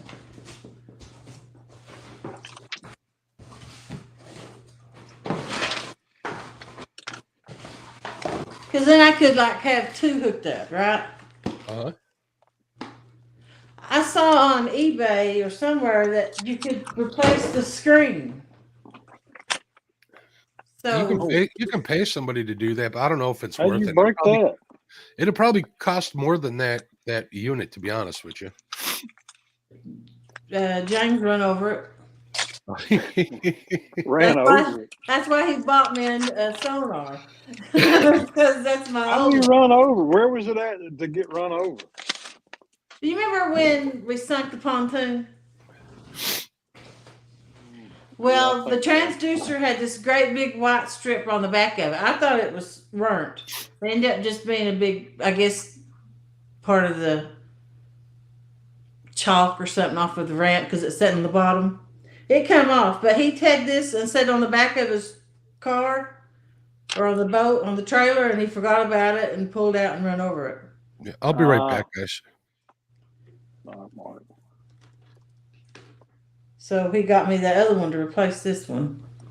But I would put this one back on if I could and have 2. The head units are cheap compared to the transducer. Yeah. Looks like your phone screen right now. Dan River said he had the same one. What, the same as my new one or my old one?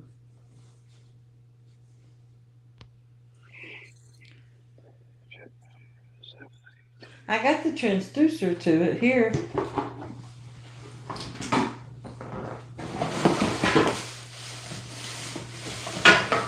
There it is. When we sunk it, I guess it scratched it. It put that on the bottom of it and it wouldn't read no more. Oh, wow. Man, it might have damaged it. That's what I thought.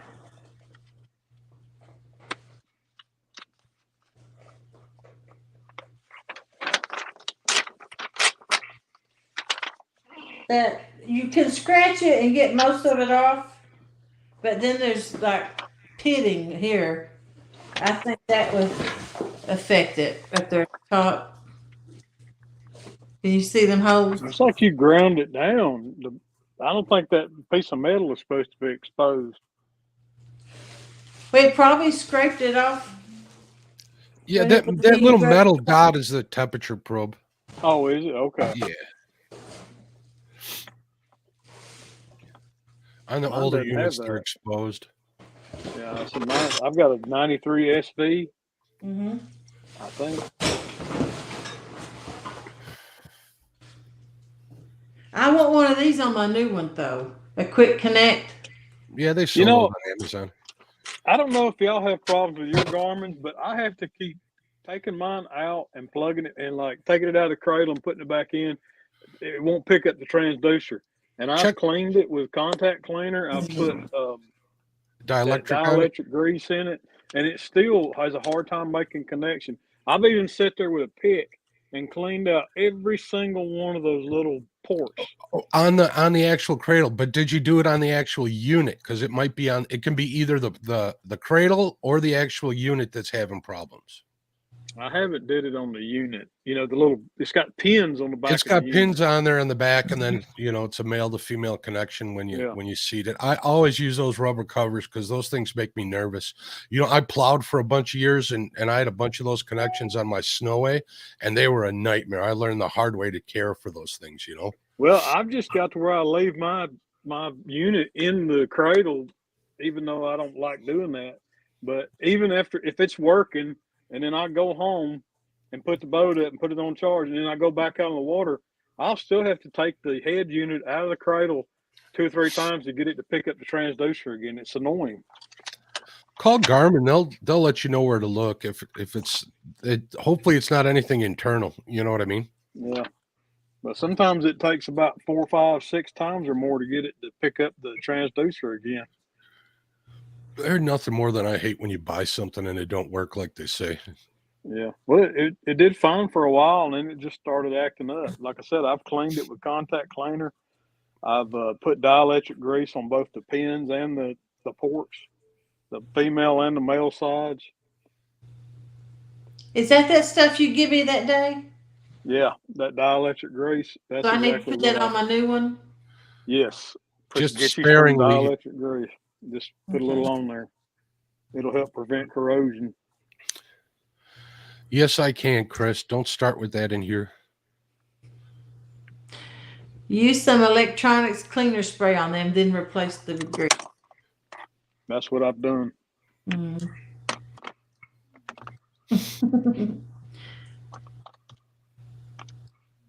I mean, you know, for $40, Bob, you can get a new cradle and see if that works. You know, if it don't, then send it back.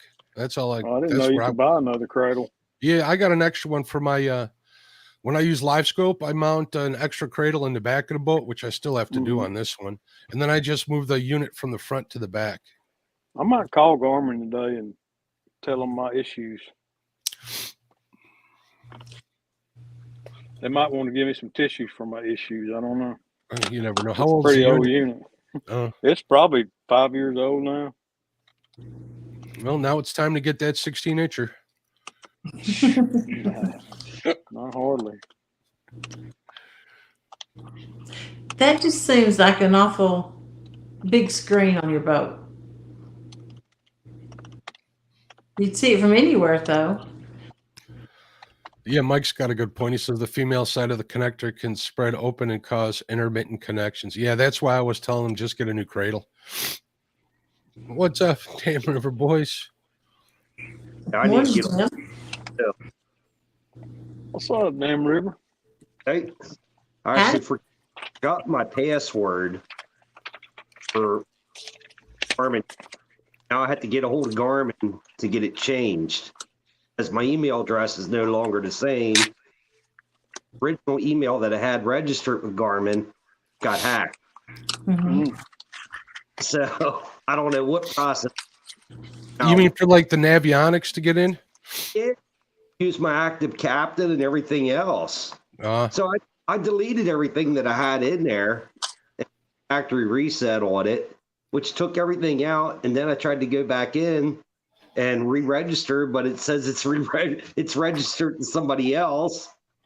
So now I have to get a hold of Garmin to get them to change it. And hopefully I was truthful about setting it up, and I just didn't make up a bunch of crap to get it set up on day one. Yeah. Because I don't like giving out information all the time because they share that stuff. Yeah, they do. Just like make sure when you do the active captain that you don't share all your map. Yeah, I got mine set not to share. Yeah. Actually, I got mine. I believe you can set it just not to share your waypoints, because I don't mind sharing the Mapping. Data, the mapping, I don't mind. Yeah. Well, I made a mistake and I hit share everything, I guess. And man, by the end of the season, there was boats sitting directly on top of my waypoints.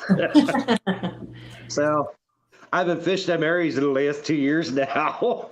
Mm-hmm. Every time I go down there, there's people sitting on it. Oops. Yeah.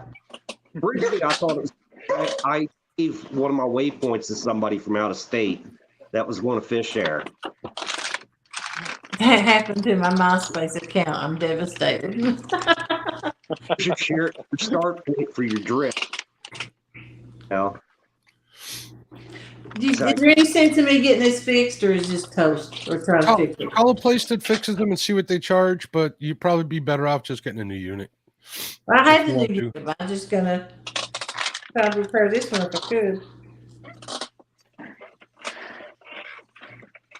You know, Russell Marine sells screen protectors that a lot of guys use. You know, especially if you're using big weights, you hit that screen and it's done. When you're casting, you got to be careful. Okay. Yeah, I never thought of that. What's the stuff ice fishing guys use? DRB, the metal, tungsten. If you hit it with tungsten, you're done. You just tap it with tungsten; it'll shatter that screen. ceramic shatters it too. Yeah. You know, they sell just stuff like this is $20 and $30. Well, everything's expensive. My new one didn't come with this, and James had to buy it separate, and it was almost $30. On Amazon. Yeah. Bobcat's gone. His customer probably showed up to pick up that stuff. Oh, There I kicked myself out. I saw you reach for it. I'm like, oh, he must have a customer walk in. And I'll tell you what else is $30. First time I used it, I dropped one of these knobs in the water. Oh, you can buy those at the hardware store. Yeah. I couldn't find them to fit, but I contacted Garmin and they mailed me one for free and then told me the size of the screw in case I had to buy one. What are they? Yeah, go to Ace Hardware. It's probably the same thread as a camera. What is it? A 1020? Yeah. Quarter 20. That's it. Well, they have them at Lexus. They got like 10 different styles there in them drawers you pull out. I looked, I couldn't find them, but I thought I would use mine off my other Garmin, but the head on it's too big. It won't fit on my thing. It has to be this small of a piece. They have all different styles down there. At least ours does. Most of them Ace Hardwares and True Values will have them too. Yeah. Yeah, I always go to our local Ace. I'm in and out of there a heck of a lot quicker than if I went all the way to Home Depot or Lowe's or something. Yeah, I would like to have an extra set of them just in case. I think I got one at Ace Hardware, but I had to cut it down a little bit because the bolt was too long. Mm-hmm. That was for my low ranch. You know, Betty's husband, Brandon, runs Lowrance on his boat, and that thing's, I got to admit, that's got a great picture, too. I have a Lowrance on my big boat, and it's probably 15 years old, and it's still black and white. It's not for anything like that, but that thing, when it shows fish, the fish are there. Yeah, Lyle's not a big Lowrance fan. He's always saying stuff about him, but he had one that had intermittent problems. So, you know, whatever you experience is what you think of something. So he had a lot of issues with one. Mm-hmm. And then my friend Violet, she's a Lowrance sponsored angler. They give her everything for free, and she's got like this setup. It looks pretty good. I still think that my live scope looks better than whatever hers is called, but her front facing sonar. But other than that, she's got a pretty nice setup. They just put her in what's she in? She's in a Skeeter now. She was in a Lumacraft for a while, and then Skeeter picked her up, and they threw a big old 300 Yamaha S show motor on the back of that boat. Nice. That thing boogies. Holy smokes. Yeah, those SHOs are bad to the bone. Ugliest cowl in the business, but they boogie. Yeah. I think it really matters what you're fishing, what type of fish. too. I'm sorry, what'd you say, DRB? I said I really think it matters what type of fishing you're doing and up to the water and everything else for what type of fish finder you want to have. Because, the farm I got was a good bit amount of money and everything with side scan and everything else. But I have a hummingbird also on that I only paid like probably $4 when it was on. Much rather use that when I'm shallow.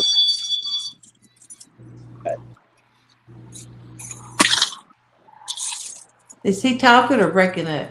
He's breaking up. Okay. Breaking. I think mapping and is just as important as anything else. If you got something that you can get good waypoints and they're on the money, it helps you when you're anchoring or when you're dragging baits. You just need to be able to mark them and get good at anchoring. That's what I've been concentrating on last few times.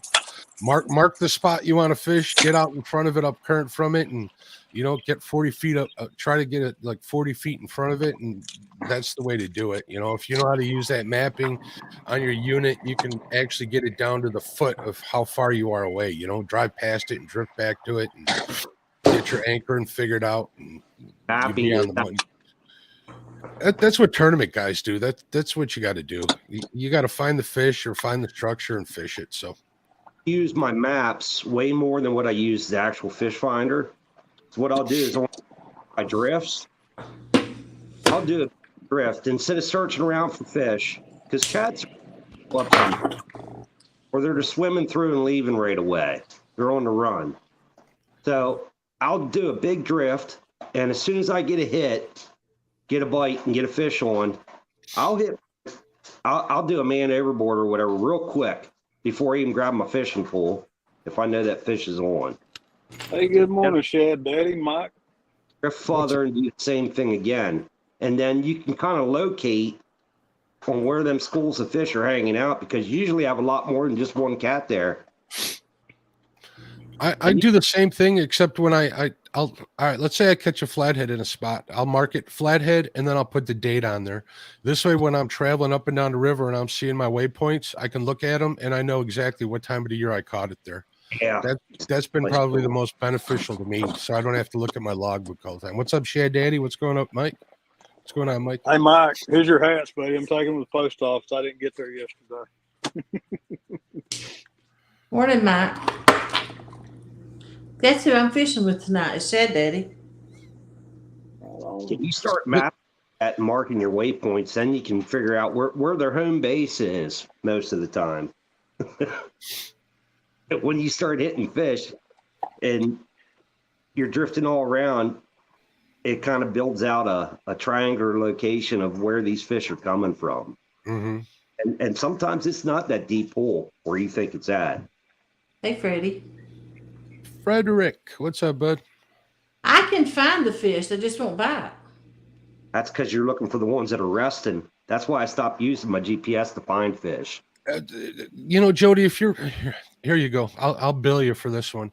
If you're fishing a hole and you see fish in the bottom of the hole, they're probably not active. You want to fish the top of that hole because the fish that leave at the top of that hole are the ones leaving to eat. If you're going to fish holes, that's what you want to do. That's an old tip right there. All them fish at 20 foot, they're just there, and you're going to pull a bunch of small ones out of there maybe. Yeah. Big ones, they're going to be on the flat next to. Small fish are opportunistic more than anything. Big fish are pretty selective when they eat. It takes a lot of energy for them to strike at a bait, and they use their energy wisely, which is why they get so big. At least that's what I feel. I think the fish you want to target are the ones that are suspending at 7 foot because they're actively feeding. Especially if they're 14 foot of water. Steve, when I'm fishing flathead, if I'm fishing during the day, I'll catch one in any certain spot. That's about it. And at night, I don't catch a whole heck of a lot where I live, but if I fish a spot where they're traveling through, like a main highway that they go through, I can catch multiple that way, but it takes time between fish, and they're not just sitting there, they're coming through. That's how I've been catching multiple flatheads in a night rather than, them laying in a hole or underneath a brush pile. Little ones are a little different. I'll catch little ones during the spawn, but I don't see Little fish is 10 pounds and under for me. I don't Here's see. something that keeps me awake at night. How often are catfish suspended? I don't think flatheads suspend unless they're traveling. Then they'll come off the bottom. Then you'll see that shadow a little clearer. You know. What about blues? Those are the ones. Don't ask me about blues because I don't know. I don't even pretend to know. They're the ones that I'm looking for suspending. Okay. Last year we'd be fishing like 60 foot deep, and we'd put out one of them floats like Patriot floats, and we'd catch flatheads like 8 foot deep on top of the water. They must be traveling through there or something. But if you think about it, limb lines and stuff, they're only like 4 foot deep. Well, you got to remember too, limb lines are on the edge, and that's kind of shallow. I got a couple of spots that I really like here, but the problem is there's bank access there, and it's funny because those bank guys are casting way out into the river when they should be fishing 4 feet from the bank because them fish are there. Yeah, I know they're there, but the problem is they're out there. I can't get in there with my boat unless it's late at night. What's up, Fishing Fever? And the one problem is that rocky bank that I'm talking about that's perfect for flathead. You can only fish one line there because that's considered county park district property. They'll bust you for anything more than one pole.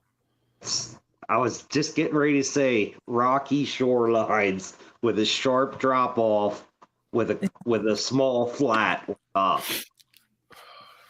That's the place to go for the flatheads. The edge of it. On the James Blues and flatheads suspend quite often. I think they are up a lot when they are hunting. Nope. And Greenwell said definitely drag marks through. I fish for mine different from you all.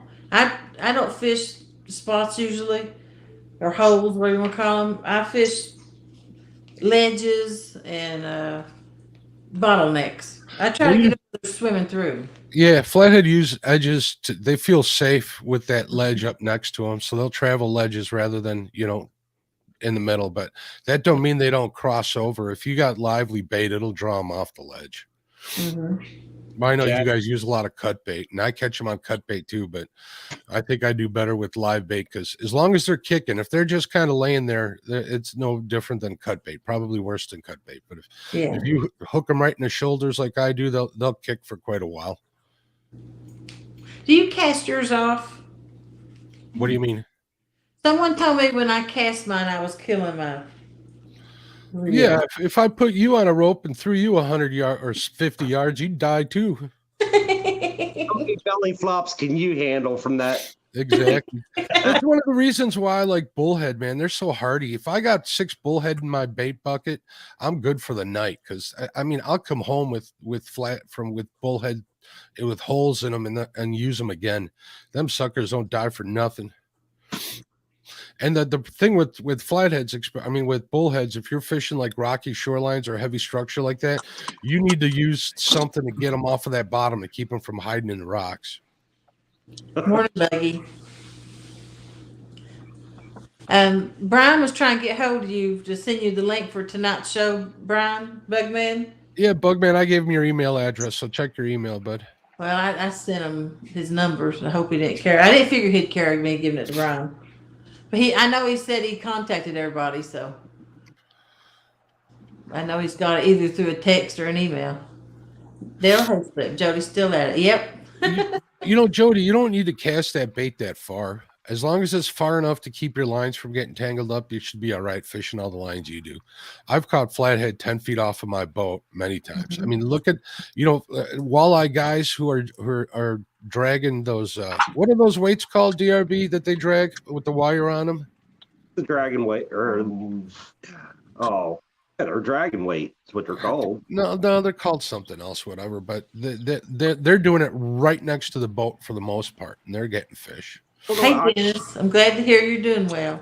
Line off each side of my boat, and I'm suspended 7 foot on. Mm-hmm. I'm catching fish. Absolutely, Fishing Fever. It's different everywhere you go. I fish super shallow river. I don't see many fish on sonar or even side scan. You know, maybe a pile of channel cats or something. So I've kind of learned to fish conditions. You know, and you know, people say move if you don't catch anything in 15 minutes. Well, if you're fishing a thoroughfare or you know a flathead place where they travel through or come in to feed, you got to wait them out. I don't care what anybody says. If I know in a spot where it's optimal for them, it's got a lot of wood on the bottom or a tire pile, or it's like a bay where they go in to feed, or docks they're feeding that I'm throwing outside the docks that I know they hang out at. You just got to wait them out. Yeah. At least that's for me. You know, that's how I do it, and it works pretty well. Absolutely, every body of water is different. Even every stretch of river is different. He does whatever worked the last time, is what he said, fishing fever. Well, I never really target suspended fish, so I think that I'm going to start running some extra long leaders on at least a couple rods when I'm anchored or dragging or just for giggles. Yeah. You can't hurt to try. I don't like long leaders if I'm fishing structure because then the fish get all tied or the bait gets all tied up in it. But if I'm using cut bait, I don't see why that wouldn't work. I rarely fish live bait. In about another month and a half, you'll be able to suspend at 3 foot and catch fish. Yeah, when they're feeding up after the spawn, I'll switch over to like a spook or something on there, and that'll help. I usually have one out there testing the waters because if that one gets hit, I know it's time they're feeding up. Other than that, it's just a Carolina rig is what I'm using. Usually from the beginning of July to the end of August, where I'll fish real close to the surface, even if it's in 60 foot of water. I'll still 3 to 7. I'm not used to 60 foot of water. I get in 60 foot of water every now and then with my boat fishing someplace else, and it makes me feel uneasy. It's like, oh my God, there's 60 feet under me. I ain't used to that. I'm used to being able to think I could fall out the boat and walk to the damn bank line and be fine. Yeah. You don't have to go far on Tennessee to fish 60 feet of water. That's what I hear. I want to fish that Tennessee. I want to get down. There's a bunch of places. We're going to travel a little bit. I want to get on that Cumberland. Check that out, too. That's on my list. Out in the Susquehanna where it meets Chesapeake Bay, I think we're right around 92 foot. I'd like to get out there to the Susquehanna, but that's just too long a drive for me. It's not that I don't like driving. It's just I worry that I'm going to drive 16 hours and, get skunked. I can do that here. You know what I mean? We'll not get skunked between June or the end of June, end of August. But it depends what you want to fish for. Fish for bass and walleye. You want to hit the area of the Susquehanna I live on. You want to go you got to go down to the last dam. If I go out there, I'm going to fish with Corey. He's been asking. He's invited me to come out there and fish with him. Come over here and fish with me too. That'll work. That's if I head out there. I got so many people I want to visit. I want to fish out at the dock too. So I want to get Aaron on a damn boat. That'll be fun. That'll be a fun live. Oh, he's dying to get on a boat.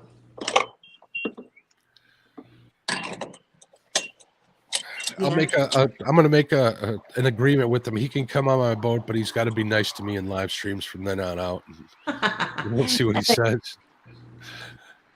Let's see. Yeah, a bobcat is fixing to go fishing. I'm thinking on it. That's one thing that I don't like is I don't really day fish because it's not as productive as night fishing, and I kind of miss day fishing, to be honest with you. If I go day fishing, it's for channel cats, and if the flathead bites on here, I really don't want to waste time chasing channels.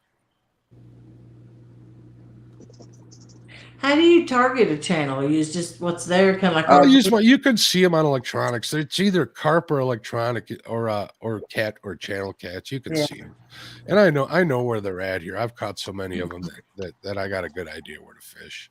I fish for channel cats. I'm fishing bottoms. You know, if they're laying in the mud, I know to fish the soft structure. If they're not, I know to fish rocky or gravel bays. You know what I mean? At certain times of the day. The channel cats up at the dam annoy the crap out of me because I'll be sitting there bumping and I can feel them hitting my bait. Yeah. And I'll pull a skipjack head back in and there'll be nothing left but gills and the snout. They just chew it. They just. Yeah, they'll clean the meat off the rib bones, won't they? It's amazing, man. It's amazing how they could strip a head down to the skull. I think feeling it the whole time. I think those are those real little ones that are able to pick that bait apart, you know, like the 5 and 6 inchers, something like that. They'll go on there, they're real opportunistic, and they just want to hit and run. Yeah. They got a lot of competition, so they learn to do that pretty efficiently to survive. Yep. I mean, and they can avoid that hook, that 10-aught circle hook, like crazy. I don't know. I've put a couple of 8-aughts through channel cat's eyes quite a few times. Really? I guess our Tennessee channels are smart. If I'm fishing the river, I'm using 8-aughts. I don't care if it's channel cat or flathead or whatever. I got some 10-aughts. I found some of those eagle claws, those LY97s that I like so much. I think I just like them because I got huge barbs and them fish don't come off. I like the bigger hooks. They're easier to get out of the fish. The small ones are hard to get out. I was catching 3 and 4 pound channel cats the other day on half chicken breast and 12-aught hooks. They'll do it. Depends how aggressive the fish are. It is. Oh, they're just coming off a spawn here right now. Hey, Bobcat, how much bait is coming through those dams when the generators are on? Is it grinding fish up? Is that what's going on there? I think that happens quite a bit, but I also think that the fish I'm catching when I'm bumping are up there because the bottom's getting stirred up. You know, when they turn those generators on and off. I believe my theory is there's a couple of reasons why they're coming up there. Is, you know, because they know the bottom's getting stirred up. There is threadfin shad coming through. And, you know, the skipjack are there for the same reason. So, because everything's getting stirred up. It comes through plus, the dam. Yeah, if they're in that current, I would think that they're there to eat. So that's another advantage. What's crazy, man, is I've seen them turn the turbines on. When they turn those turbines on, they'll be like this giant feeding frenzy because all them shad are down in the turbine hole when it's off and they're feeding on algae. And then when they turn on the turbine, all you see is just this giant feeding frenzy where all the shad get blown out of the turbine. And then the skipjack and the white bass and everything's just, you know, going at it. It's crazy. It's like something you'd see in the ocean. Picking on everything. Look at that. Yeah. Jody, you got a new member there. Danikin. Well, thank you, Danikin. I appreciate that. Yay. Yay, Jody. I'm a YouTube member. Appreciate it. What's up, Captain Morgan? Usually when I'm fishing, he comes in, I catch a fish. He's a good luck bite. I need members like that. $56 in gas. Gotta love it. Bobcat, my boat's got a 50-gallon tank. Oh my god. Oh my god. You have to take out a long and put gas in it now. I hit $100. I'm like, okay, that's enough. Big boat's got an 80-gallon tank. Oh my goodness. Mine's got a 23-gallon tank, and that's bad enough. Gonna run it out either. You know what? That motor is pretty efficient, though. I did the break-in. It was running for 2 hours straight. You know, higher RPMs, lower RPMs. You know how that goes. And I got the vessel view on there, and I only burned it was at 71% full when I did it, and when I was done, it was at 61% full. So I'm envious of you 4-stroke sipping guys. Yeah, I'm pretty happy with it. So we'll see. We'll see how that goes. And I'm not a big speed demon, so I doubt I'll open that motor up too often. My 2-smoke Yami drinks the gas. Yeah, I remember those days. Shoot. 60 horse. It's got direct overhead injection in it. But I only burn probably, it's a little bit less than a gallon an hour running at 3 throttle. How big a boat are you pushing, though? That's the thing. Hey, Randall. It's a 19-foot flat bottom. Wow.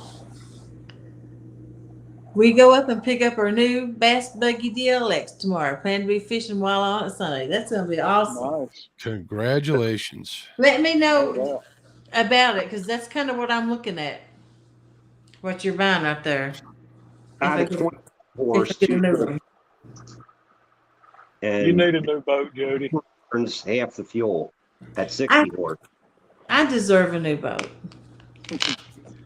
I said you need a new boat. I didn't say Yeah, anything Fishing about you Fever, deserve my little boat that I'm trying to sell, it had a 3-gallon tank. I put a 6 in there with a 6-gallon tank. I could go out for 3 trips and only have to put 4 gallons in it. It's ridiculous. Hey, Rich. Yeah, me being out by myself a lot, I need a dependable boat. Or that's what I'm telling myself. If you want a dependable boat, don't go crazy fancy. Keep it simple. Yeah. You know, get something with a 4-stroke on there. Get something that doesn't have, like power steering, all of that crap that's going to break on you, and get something like that. Well, what I got ain't power steering, is it? I mean, it's No, just but the boat's older than me, though. That's the problem.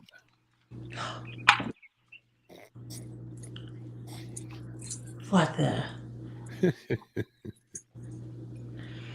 Is James shad fishing today? Nope. He's Daryl went down to help him finish up his lean-to to cover his boat up.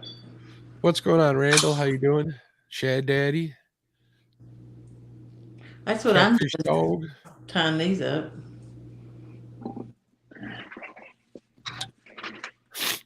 Oh, I just put my finger. Jody needs a boat big enough she can fall asleep, fall over. Oh, look at that. Fall over and not fall out. That's what Jody needs. No doubt. Let's see. We live in Oregon, so we have world-class walleye fishing here. And no one hardly fishes them. Because they want salmon, steelhead, and sturgeon. Okay. My neighbor just gave me like 2 pounds of salmon fleece he caught on Monday. We had that for dinner the other night. It was freaking delicious. Oh yeah. Nice and red. Oh yeah, it was as pink as it gets. A lot better than that farm raised. No. Well, these are stockers though in Lake Michigan, but they're not they're not farm raised. Yeah, they ain't trying to meet red. Yeah, and they're nice and chrome. It's not like they were fishing in a fall for zombies and stuff. So it was good. It was tasty as heck. I need a barge. I thought you was going fishing, Bob. What? I got to figure out if those customers come picking these shirts up or not. Oh, I thought they done come. No, I had to run to the bank and the post office and drop Mike Greenwell's hats in the mail. Hey, Bobcat, can you get performance hoodies in like a 4X? Yes. You know the ones I'm talking, the 50 SPF ones? Well, I don't know what SPF they are. I'd have to Well, that's the sunblock factor. You know, like sunscreen is rated in SPF. Yeah. Sure, I can. I just need to keep the sun off my bald head, so one of them performance hoodies would be nice.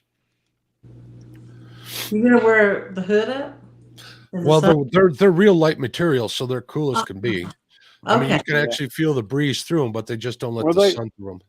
They actually make a T-shirt now that's made out of that polyester moisture management stuff that it's as thin as a moisture management shirt. Because fishing guys wear them a lot for that reason. I got a couple of those, but they're just T-shirts. I need to get some hoodies. I was talking, my friend Violet, she does that stuff too, but she doesn't print the stuff. She uses the transfer ones, and I'm not the biggest fan. So, right. I know one thing. Them shirts I got, they block it out. You'll end up with one heck of a farmer's tan wearing them. Yeah. Yeah. Yeah, these are usually long sleeve and they got a hood on them too, but that real lightweight material. I don't know what it is exactly. Maybe Bobcat's right with the polyester or whatever.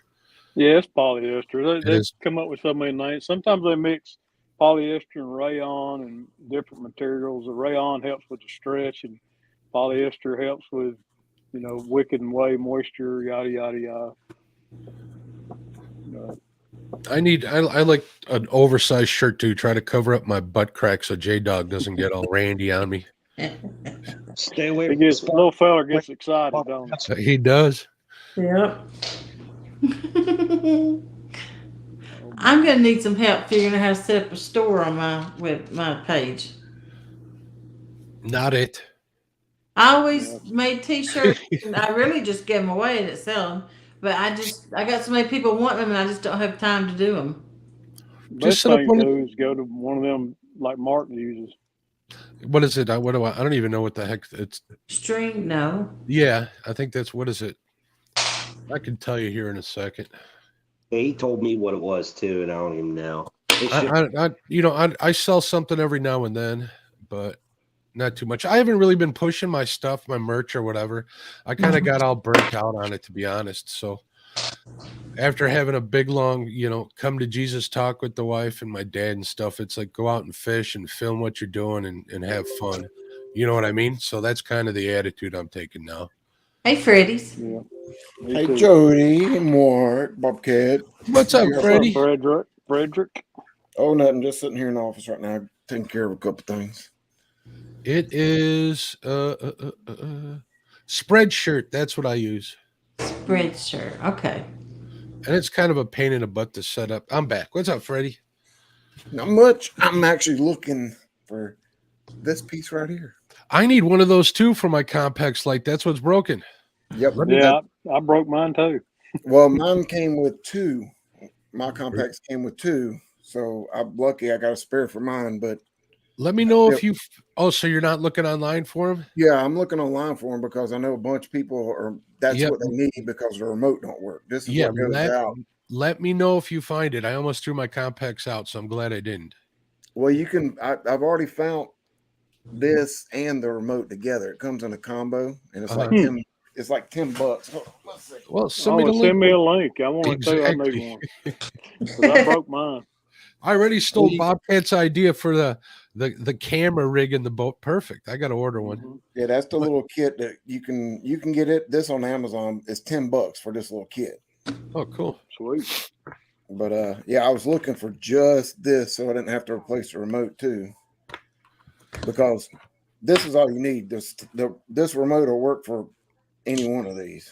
Your same remote. So I didn't want to have to. So if I pull up next to Chad, I can turn his Compex light off? Yes, probably. Yes. When we were, it's put it in strobe mode. There you go. Life goals right there. When we did Palmetto's camp out last October, they had Compex on like 3 different boats, and one of them was pushing remotes, and one of them would go on strobe, the other one would just flash, and the lights would change on from the one remote, and they were trying to figure it out, and then we figured out that one remote, if it's close enough, you can turn on all the lights. So yeah. That happened to me on Tennessee. That's the big thing that keeps going bad. That's why everybody's like, my remote's not working. It's this little controller that goes out on it. So, but yeah, I found it on Amazon for like $10. It comes with the remote and the box, but it'd be nice to find it with just the box and order a couple boxes. Yeah, I need that link too because I need to order one. Mine's busted. We'll buy them out. Do a mass sell on mass buyout. They're all talking about walleye fishing and stuff. I like walleye. Tasty. One thing I know about walleyes is delicious. Yeah, they're gravel lizards. That's all you got to know. And in the summer, they're on weed edges.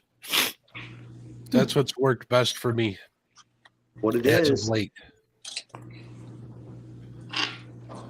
When I'm catfishing, I'm always paying attention to what the bottom is that I'm fishing, and I keep that in mind. I've got no controller anymore. And that seems to hold pretty true for lakes, rivers, and reservoirs. Yep. Reservoirs.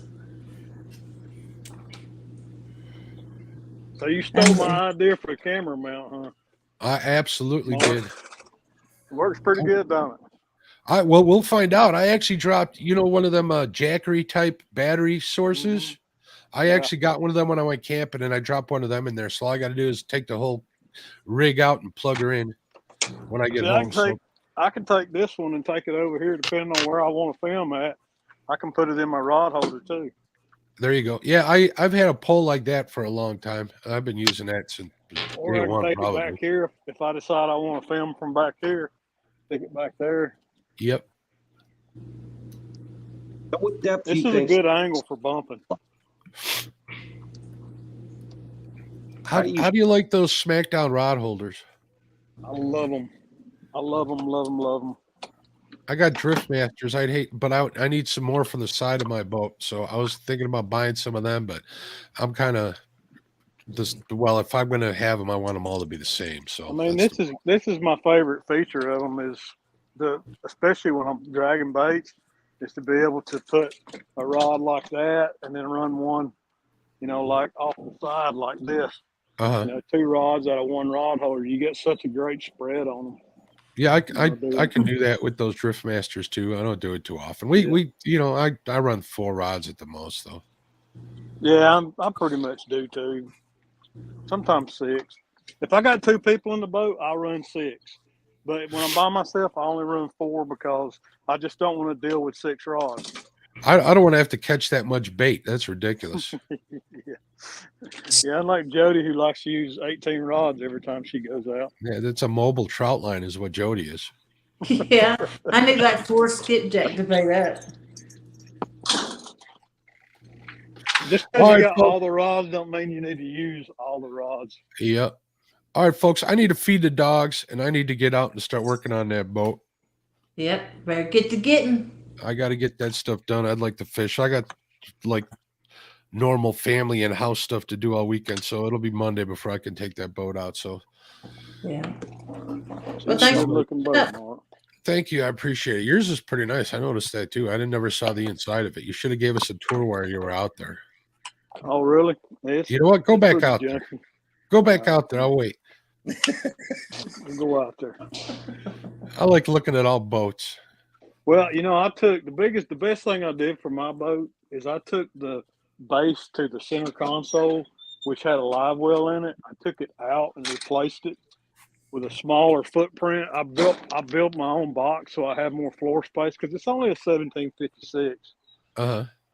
And you can see where the old live well. Yeah, they sit right in front there. It took up so much space that you barely had room to walk. So this whole piece right here, I actually built and then put the top of the center console on it. So I have so much more real estate in the floor now. Yeah, I noticed that right off the bat, which is why I asked you to let's see the tour. Yeah, I mean, when you catch a 50-pound catfish, having that extra space in there to deal with that fish, it's keep rubbing it in, Bob. Keep rubbing it in. Well, it happens. But mainly the upper deck, I just use it to store crap on. I got my anchor basket here with my launch rope and my anchor rope, and then my Compex light and my camera mount. I actually got my battery charger zip tied to that box, and this is bolted down so it's not going anywhere. And I keep launch ropes or tie-off ropes on either side. I need to pick up another milk. That's a good idea, milk crate, because I use like one of them square buckets for my anchor and my drip socks right now. But I think that it's so handy. Milk crate's a better idea. I also need to pick up a rubber mat over at Farm and Fleet just to put under there. That's a good idea. Sardine cans all over the place. But yeah, the front deck I just use for storage. And then this boat had no dry storage in it whatsoever.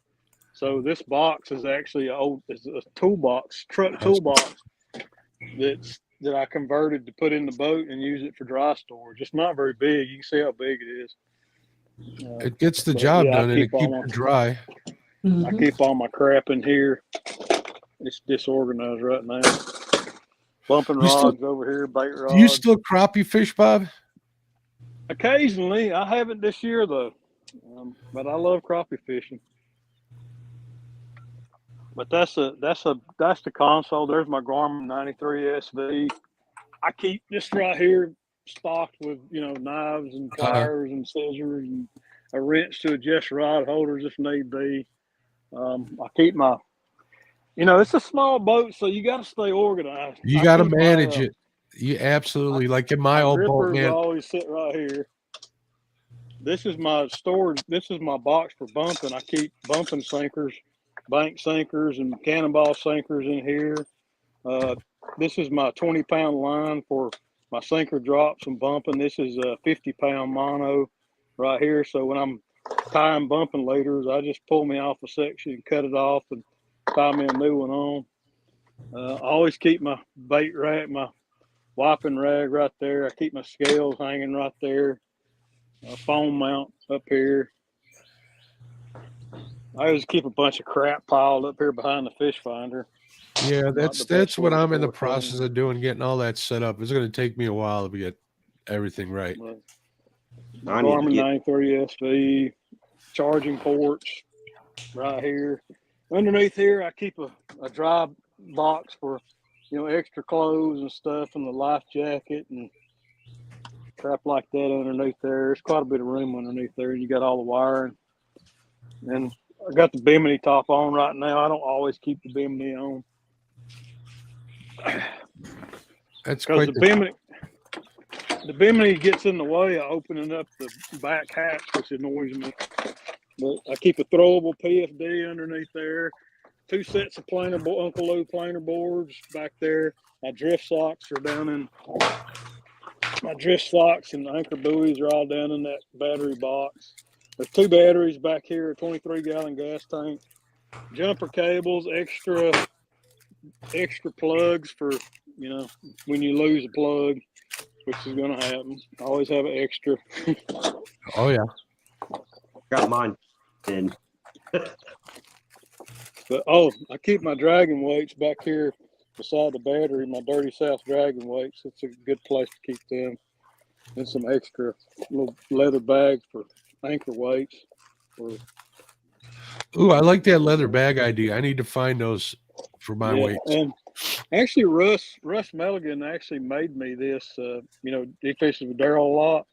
Russ did. And he made this for me, so I keep sinkers in there. I bet you could find something like that on Etsy. You probably could. You know what that looks like? A shot put bag for trap. I was afraid what you was going to say, Jody. I thought she was going to say that's Bobcat's purse. Really afraid. That's what I had to do. I had to buy like some knockoff Gucci bag and use that for weights, have it hanging in my boat. People keep talking the way they do.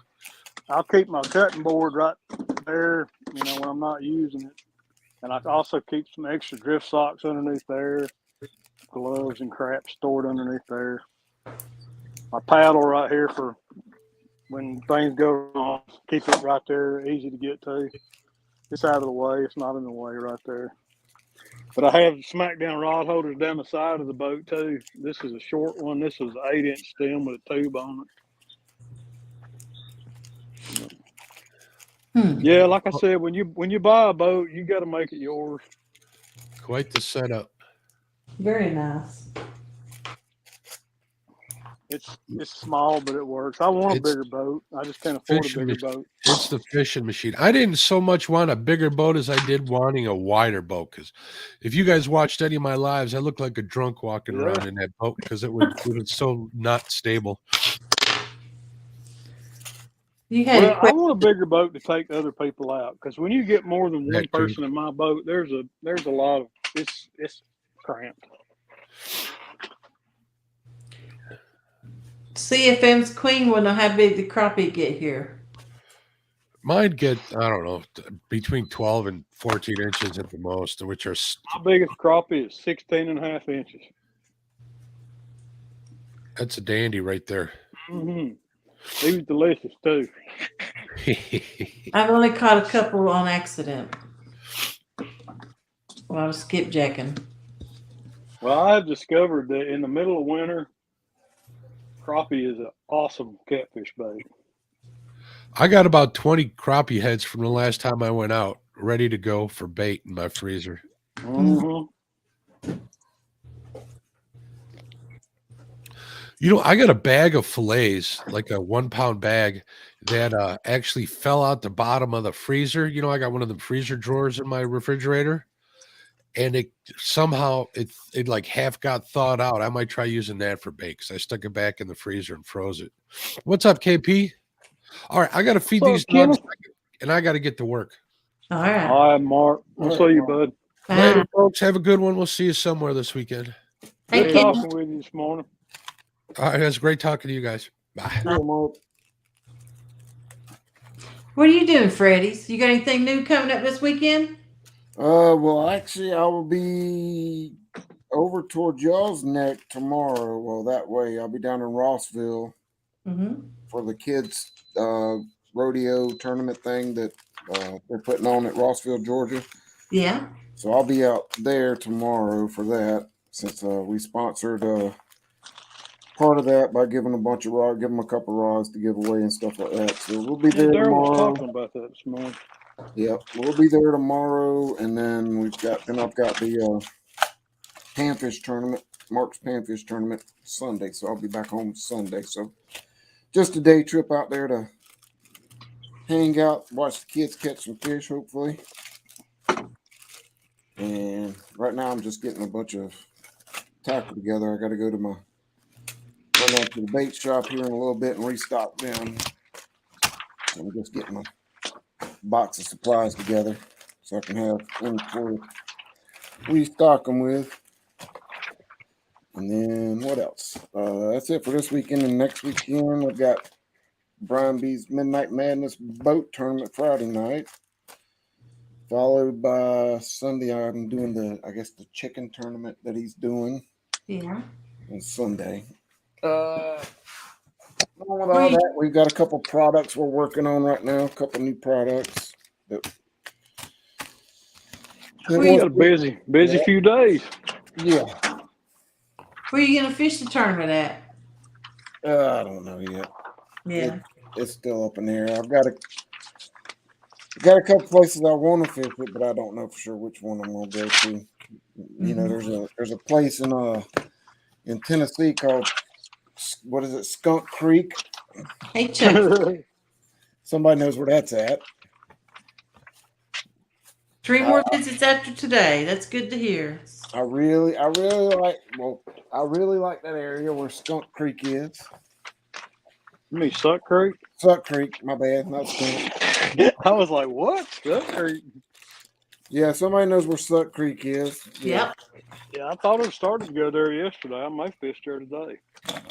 I just like it because it's not super wide. Love you too, Chuck. But it's not a lot of traffic goes through there. It don't seem like. Yeah, it's not too bad. Better than the lake this time of year for sure. Yeah, definitely better than the lake. So, hey, how long was your boat, Freddie? 17 foot 2 inches, I think. 2 inches or 1 inch. It's not super big. It's just with it being that deep V, I love it. Yeah. Them high sides make a big difference.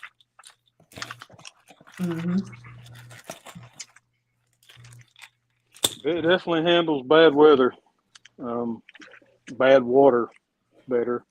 Yeah, well, when you're riding, it does.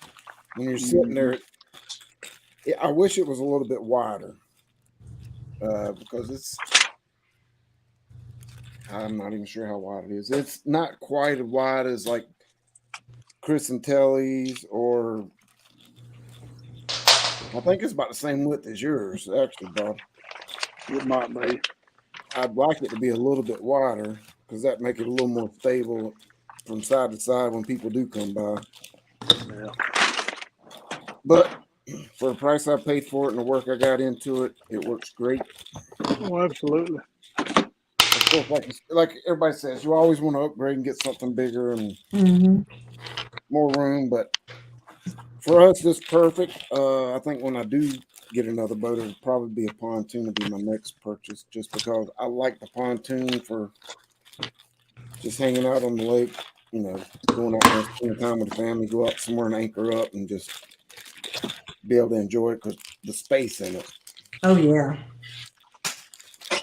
And you're getting grandkids now. Yeah. You can go on the little boat with me. Yeah. Missy Kennedy, y'all look so focused. I'm me. More room, more money is what Jeremy said. That's pretty much it.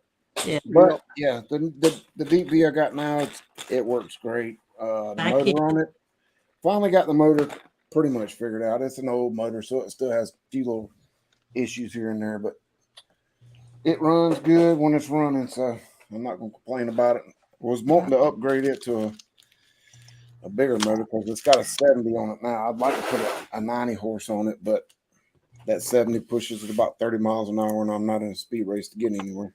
Yeah, that's fast enough. That's about what mine does. It'll do 32 downstream. Yeah. Downstream. And if I've got me, Nina, and either Holon or Trey, 3 of us in the boat, I'll still get 27 to 28 in it. So I don't really lose a lot with the extra weight. So shoot. I get 18 top speed, just me. That's all you need, though. You're not in a race to get anywhere. Well, you shouldn't be.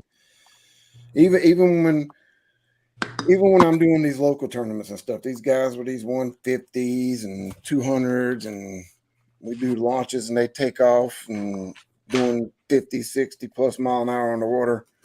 Yeah, they might get somewhere a little bit quicker than me, but I usually launch where I don't have to go that far anyway. Mm-hmm. And if you ain't got but one spot picked out, that's your own problem when you're fishing a tournament. You got to have a handful of them picked out. So by the time you get to one, if somebody's in it, you got another one close by. So if you ain't first, you're last. Is what yeah. And Chris, yeah, I like his motor a little bit better than mine. It's a 4-stroke, mine's a 2-stroke, so of course mine's louder. Yeah. That's the only downfall I think to my motor is being a 2-stroke. It's a little louder than a 4-stroke. So when you're wide open, you have to kind of holler at each other to talk. Versus a 4-stroke, you can sit there and just talk normal. So you mix your oil with your gas? Yeah. Yeah. I have to do that. Now what I found that mixes it better is I usually I can kind of gather about how much I've got to put in the tank. If I'm gonna put 4 or 5 gallons, I'll go ahead and take the oil and put it in the tank before I put the gas in it, so it mixes it a little bit better. Yeah. That's what I do. I usually put 6 gallons in. It's about $20 when I fill up.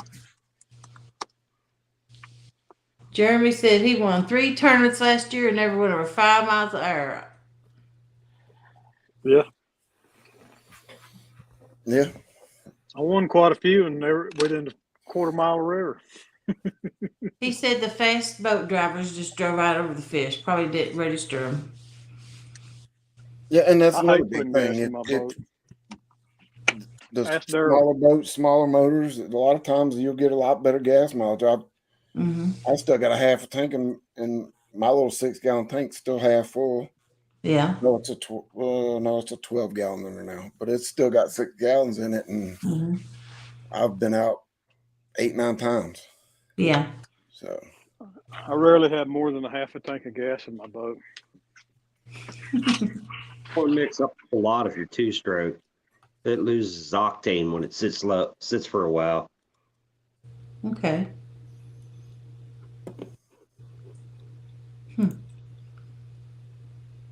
Mine's running better than it ever has now, my boat. There ain't no stopping me now. Oh, they get you straightened out? Yep. And it ain't leaking. It ain't getting no water in that lower unit or nothing now. What was it, a seal? Yeah, I reckon. It's seals.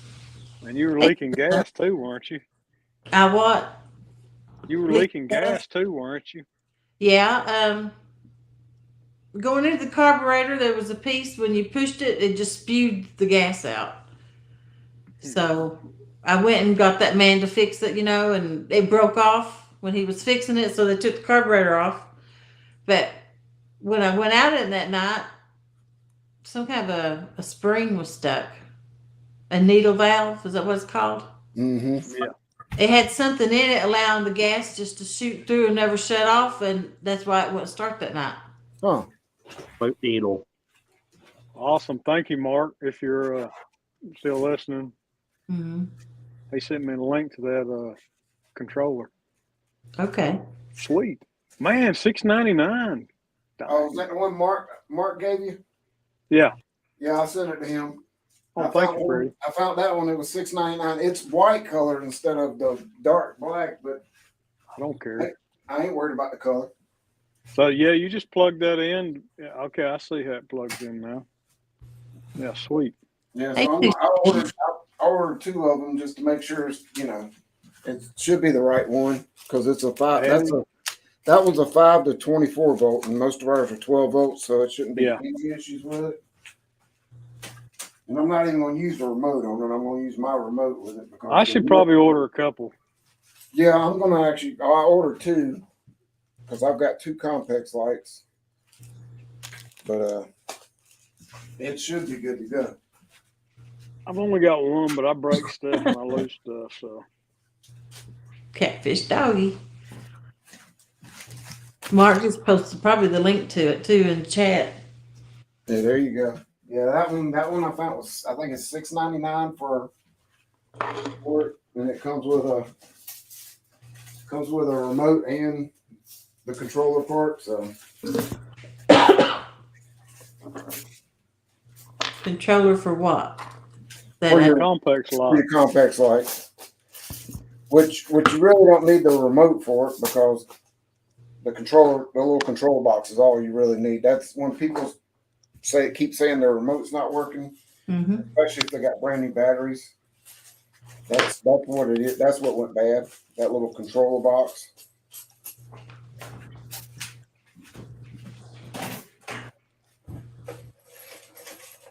Two Stands Fishing. He said that most of his fish come on the trolling motor, and the 15 horsepower is the biggest they've had so far. Yep. Yeah, you can invest as much money you want into this sport. That's one of the great things about catfishing is you don't have to have the best stuff to do it. Anybody can catch catfish. Hey, James Alba.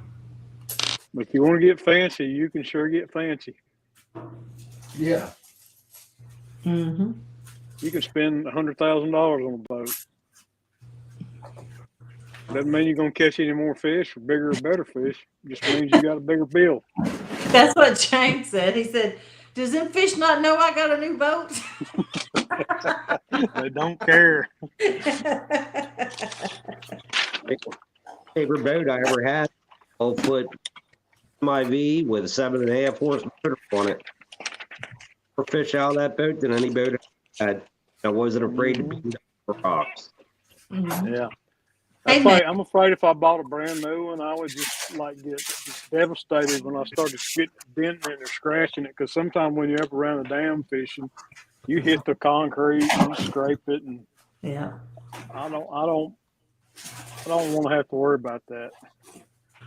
And the word, the marks, stuff that's already on his new boat. Yeah. I do need to go out there with a file, though. I've got a big gash down the side of one of my gunnels. I ran it. What did I run into? I think I did it against the dam. It's got a piece of sharp, like where it cut it into the aluminum. And I was thinking to myself, man, if I touch a piece of braid to that, it's taut, it's gone. So I got to go out there and file that down.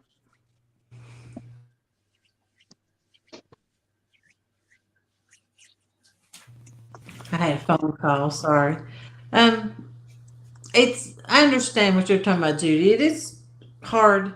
You do as much as you can. You learn stuff, but there's always something you can't do yourself. That's okay to ask for help. It's hard to, though, ain't it? That sometimes you just gotta have it.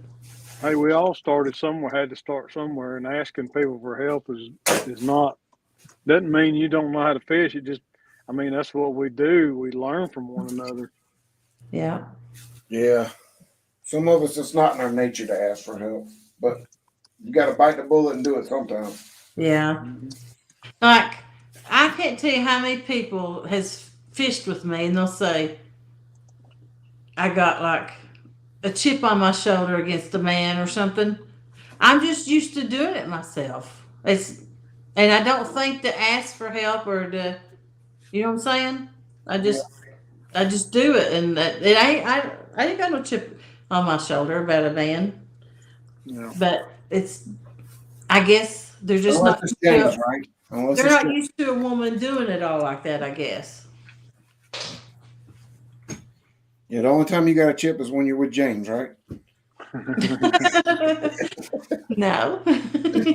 James is a really good fisherman. He's really funny. James is a blast. Yeah. I laugh till I cry. Let's see. You two are funny together. I can tell you that. Y'all start your own comedy show. 39, Freddie, I need more buzz rattles. That big fish stole mine last night. That's what Stan 3 said. All right. What color? How do you rig that trolling motor, Stan? Steve Ransone says he sees a trout tune on the lake with twin 300s on it. Now that would be there in a hurry.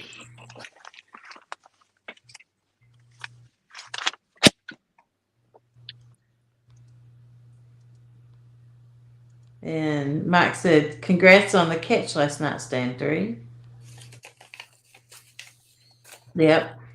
Yeah, that was well, it was the night before last. He caught a 74.6, I believe it was. Nice. On the kayak. Nice. On the kayak with the 5-foot Yeah. birdie rod,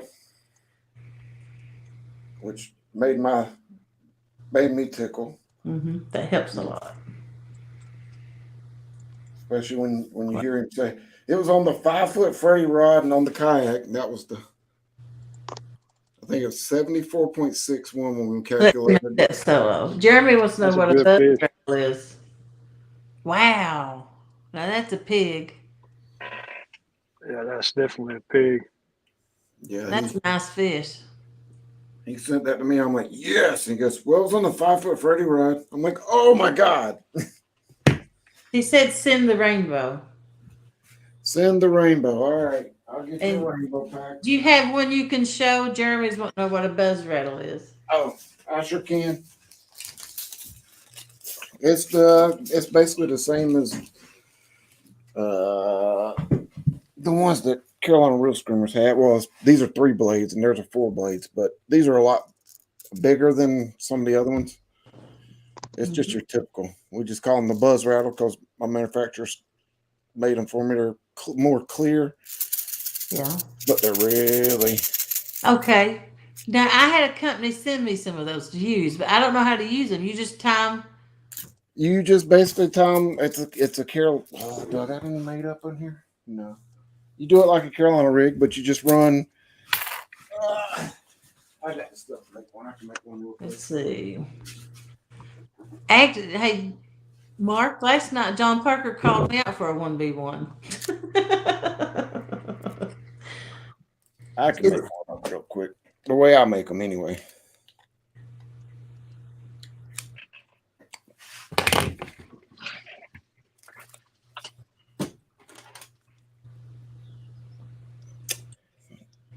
Do the whole process. Everybody's saying, what a fish. Beastmaster. 51 inches and the FOA rod was 60 inches. Wow. Yeah, it's almost as long as the rod. So it's your typical Carolina rig. I got a snail, so on a 10-aught hook. But some people. Look what Mark said on screen. Some people put them with the little beads on them. Some people then run it all the way down.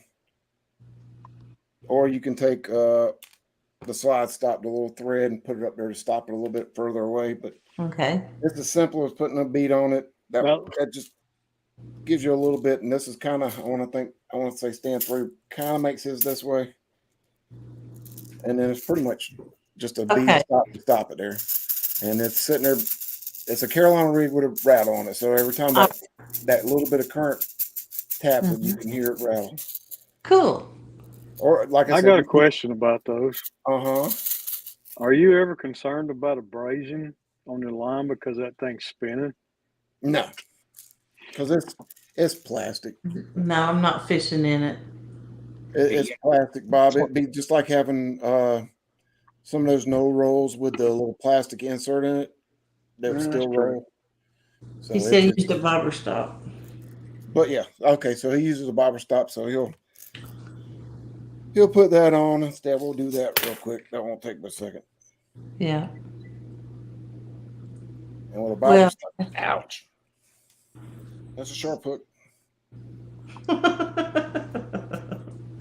won't cut it. I'll just leave the line there. But that way you can drop it a little bit further away. And then you want to throw any size little bead that's around that same diameter and throw it on there. Come on, fingers. And then that way with the bobber stop, you're further away from it. So it's kind of like a Santee rig, but this don't float. It's not a floating style, but that way you can adjust it up and down if you put your bobber stop a little looser, where you can put it closer to the hook or even pull it away. And you can put a bobber stop on the top so it just stays right there in that spot. Me, typically, I'll run it like that, and I'll run it I'll put my hand right on the hook. Yeah. And then just run it down to about a hand width above it. That way it gives the fish a little more room. So just like if you got a demon dragon style on there in that place, you got that little bit extra. So if that fish bites, it's got that room for it to come back. Yeah. I like to have my demon dragons about 6 inches up from the hook at best. If you use a float, do you put it in front or behind the float, that twirly thing? People do it differently. I got a float right here, and I'll show you how I do it. Won't take but a second. He caught a 53-pounder at night too. Wow. See you, Mark. He uses 5 glow beads for spacers. But for me, when I'm using a spook or something with it, you got your bobber stop, so it stops right there wherever you want it. I put a bead in between it, and then I'll just run my line straight through. Yeah. And that way the bead will stop it before, but you still get that spin with it. So now you've got the rattle and the little bead spinning. A lot of motion there. And so that'll keep it off the bottom a little bit. And with that little bead stop in between, so you're in a little bit of current, that hook's going to sit like that in the current. So that bobber stop gives it that current a chance just to sit there and spin that in the current. So you're always getting a little bit of vibration. Now, if there's no current, it'll sit kind of like that. Yeah. So and every time you pull it, it'll spin. But that little bit of current helps make it spin. Interesting. So to use it when suspending, when I'm suspending, I still use my Santee rigs with a regular rattle, or my Carolina rigs. Yes, I'll be like this. So if I'm suspending down and there's no current, every time that wave or something, it'll make that noise for you when you hit a wave. But if there's a little bit of current, you'll get that spin action. I learned something today. Very interesting. And that's how I use them. Different people use them different ways. Like I said, now if I'm in a little bit heavier current, I'll actually slide it all the way down. So it's more straight in line with it's a little closer to the hook. Gives it more chance to spin more. But if I'm in that 0.5 or less, that slower moving current, it gives that, especially if you're using live bait, because that live bait sitting there doing this. Yeah. That rig's just sitting there spinning and making all kind of noise. But again, that's just my take on it. That's how I use it. Some people use it similar. Some people use it differently. Some people put the bobber stop on it, and some people don't. Yeah. And just let it free float back and forth. It's And just where can they another get tool. those at? Huh? Where can they get those at? They can go on foacustomsandgear.com and find them there. We've got green, red, orange, white, which is a glow one. The white one's pretty cool. These actually set them in sunlight. They actually glow in the dark. So, and we do single color packs. So if you want green, we'll send you all green. We got a multicolor pack, which is like a random assortment of them. Okay. They are 3 in a pack. So yeah, they come just like this, 3 in a pack. Okay. And I believe they are $5 a pack.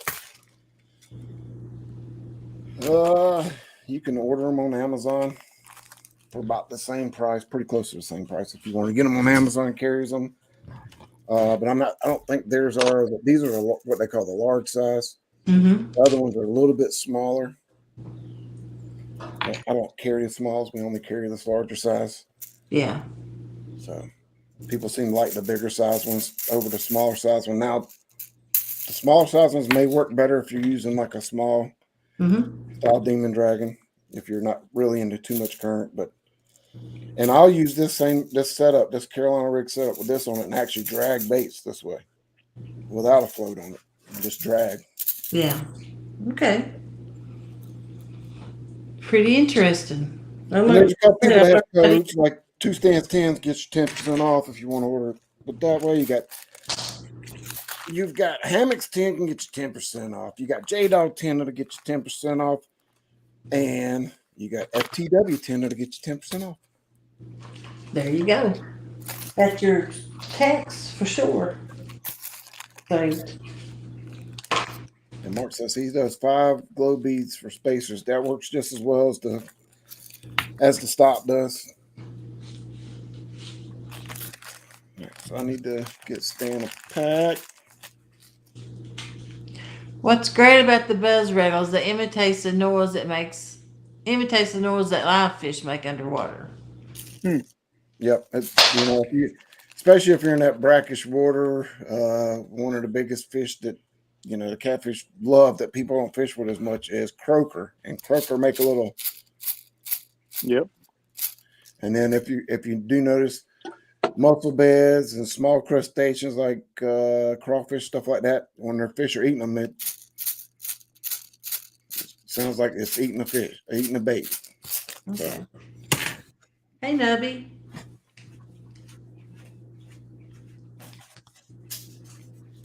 What's up?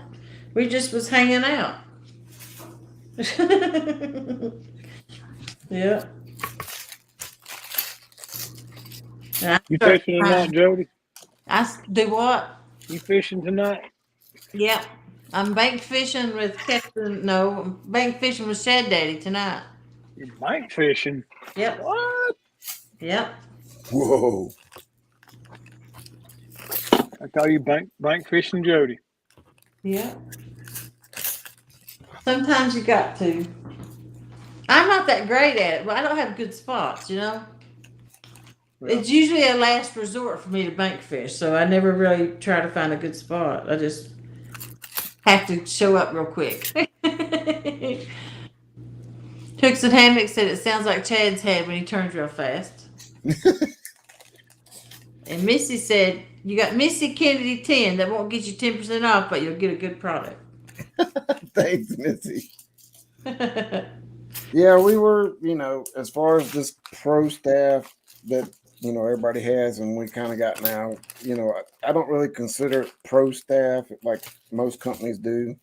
It's, a lot of the misconception is pro staff means professional. No, it does not. Pro and pro staff means promotional. People should understand that it's because what are your staff members doing? They're promoting your products, putting it out there for you. And do they get perks for it? Yeah, small perks here and there. We don't give super big perks like some of them do because we can't afford to. But we decided to do the pro staff thing because there's everybody out there that uses our products loves them and pushes them and says something about them when they can. But me and Nina felt there was a couple that went above and beyond every time they were on a live or doing a show or just even out in the community talking about our products that we wanted to bring them on to, Yep. a little something to say thank you to them. So that was nice of you.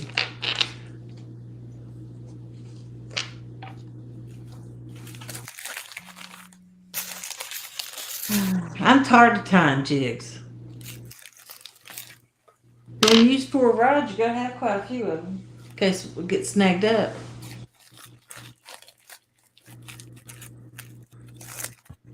There's Missy. Well, there you go. I fit right in. I ain't a pro.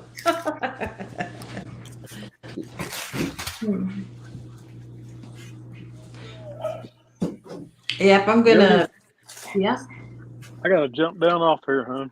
Okay. I'm gonna do something real fast, but hey, y'all have a good day, and hope you catch a big one tonight. Me too. Thanks for coming up. All right, and everybody in chat, we'll see y'all. Freddie, have a good one, bud. all right, Bob. Bye. 2 stands. Now Freddie has me teared up. Oh. Oh. Well, I've got to run to town here in a few minutes, so it actually works out pretty good that he needed something. So yeah. I'm going to jump down real quick, make the label for Stan's bag. I think I'm gonna close out. I only plan on staying up 2 hours, but then almost 5. And Stan, it's right here in the bag. I'm putting a label on it, and we'll get it to the post office today for you, bud. But thanks for having me up, Jody. I appreciate it and enjoyed talking to y'all. And yeah, we might see somebody tonight on somewhere. Yeah. Well, have a good day, Freddie. All right, Jody. Thanks. All right, bye. I think I'm gonna go ahead and close out, and I got some stuff I need to get done. And are you selling fishing gear also now, Freddie? Yep, he is. Thank you, Steve. Wish me good luck tonight. And I'm gonna go ahead and promote Haz. He's my sponsor. TripleCityAnglers.com. He's actually got his own rod. You can pre-order next weekend for Father's Day. And he's got some reels he sells. He's got spooks and some chunky rigs, things like that. Jody 10 for 10% off. And need to mention Minotaur hooks. He sends me hooks and those rattles that Freddie was talking about. Thompson's Outdoors and Brandon Masters Bait Company. And I want to mention Travis and Cindy, which is No BS Catfishing. And then I also sell bait. So anytime you need to come to Tennessee and need some bait, if I can't hook you up with some, then I can get you in contact with somebody else. And Big Fish Outfitters sells live shad if you ever need that. And they're at Fort Loudon Dam, right around that area. All right. Well, thank you all for hanging out with us. And appreciate it. And have a good day and a good weekend. Bye, everybody.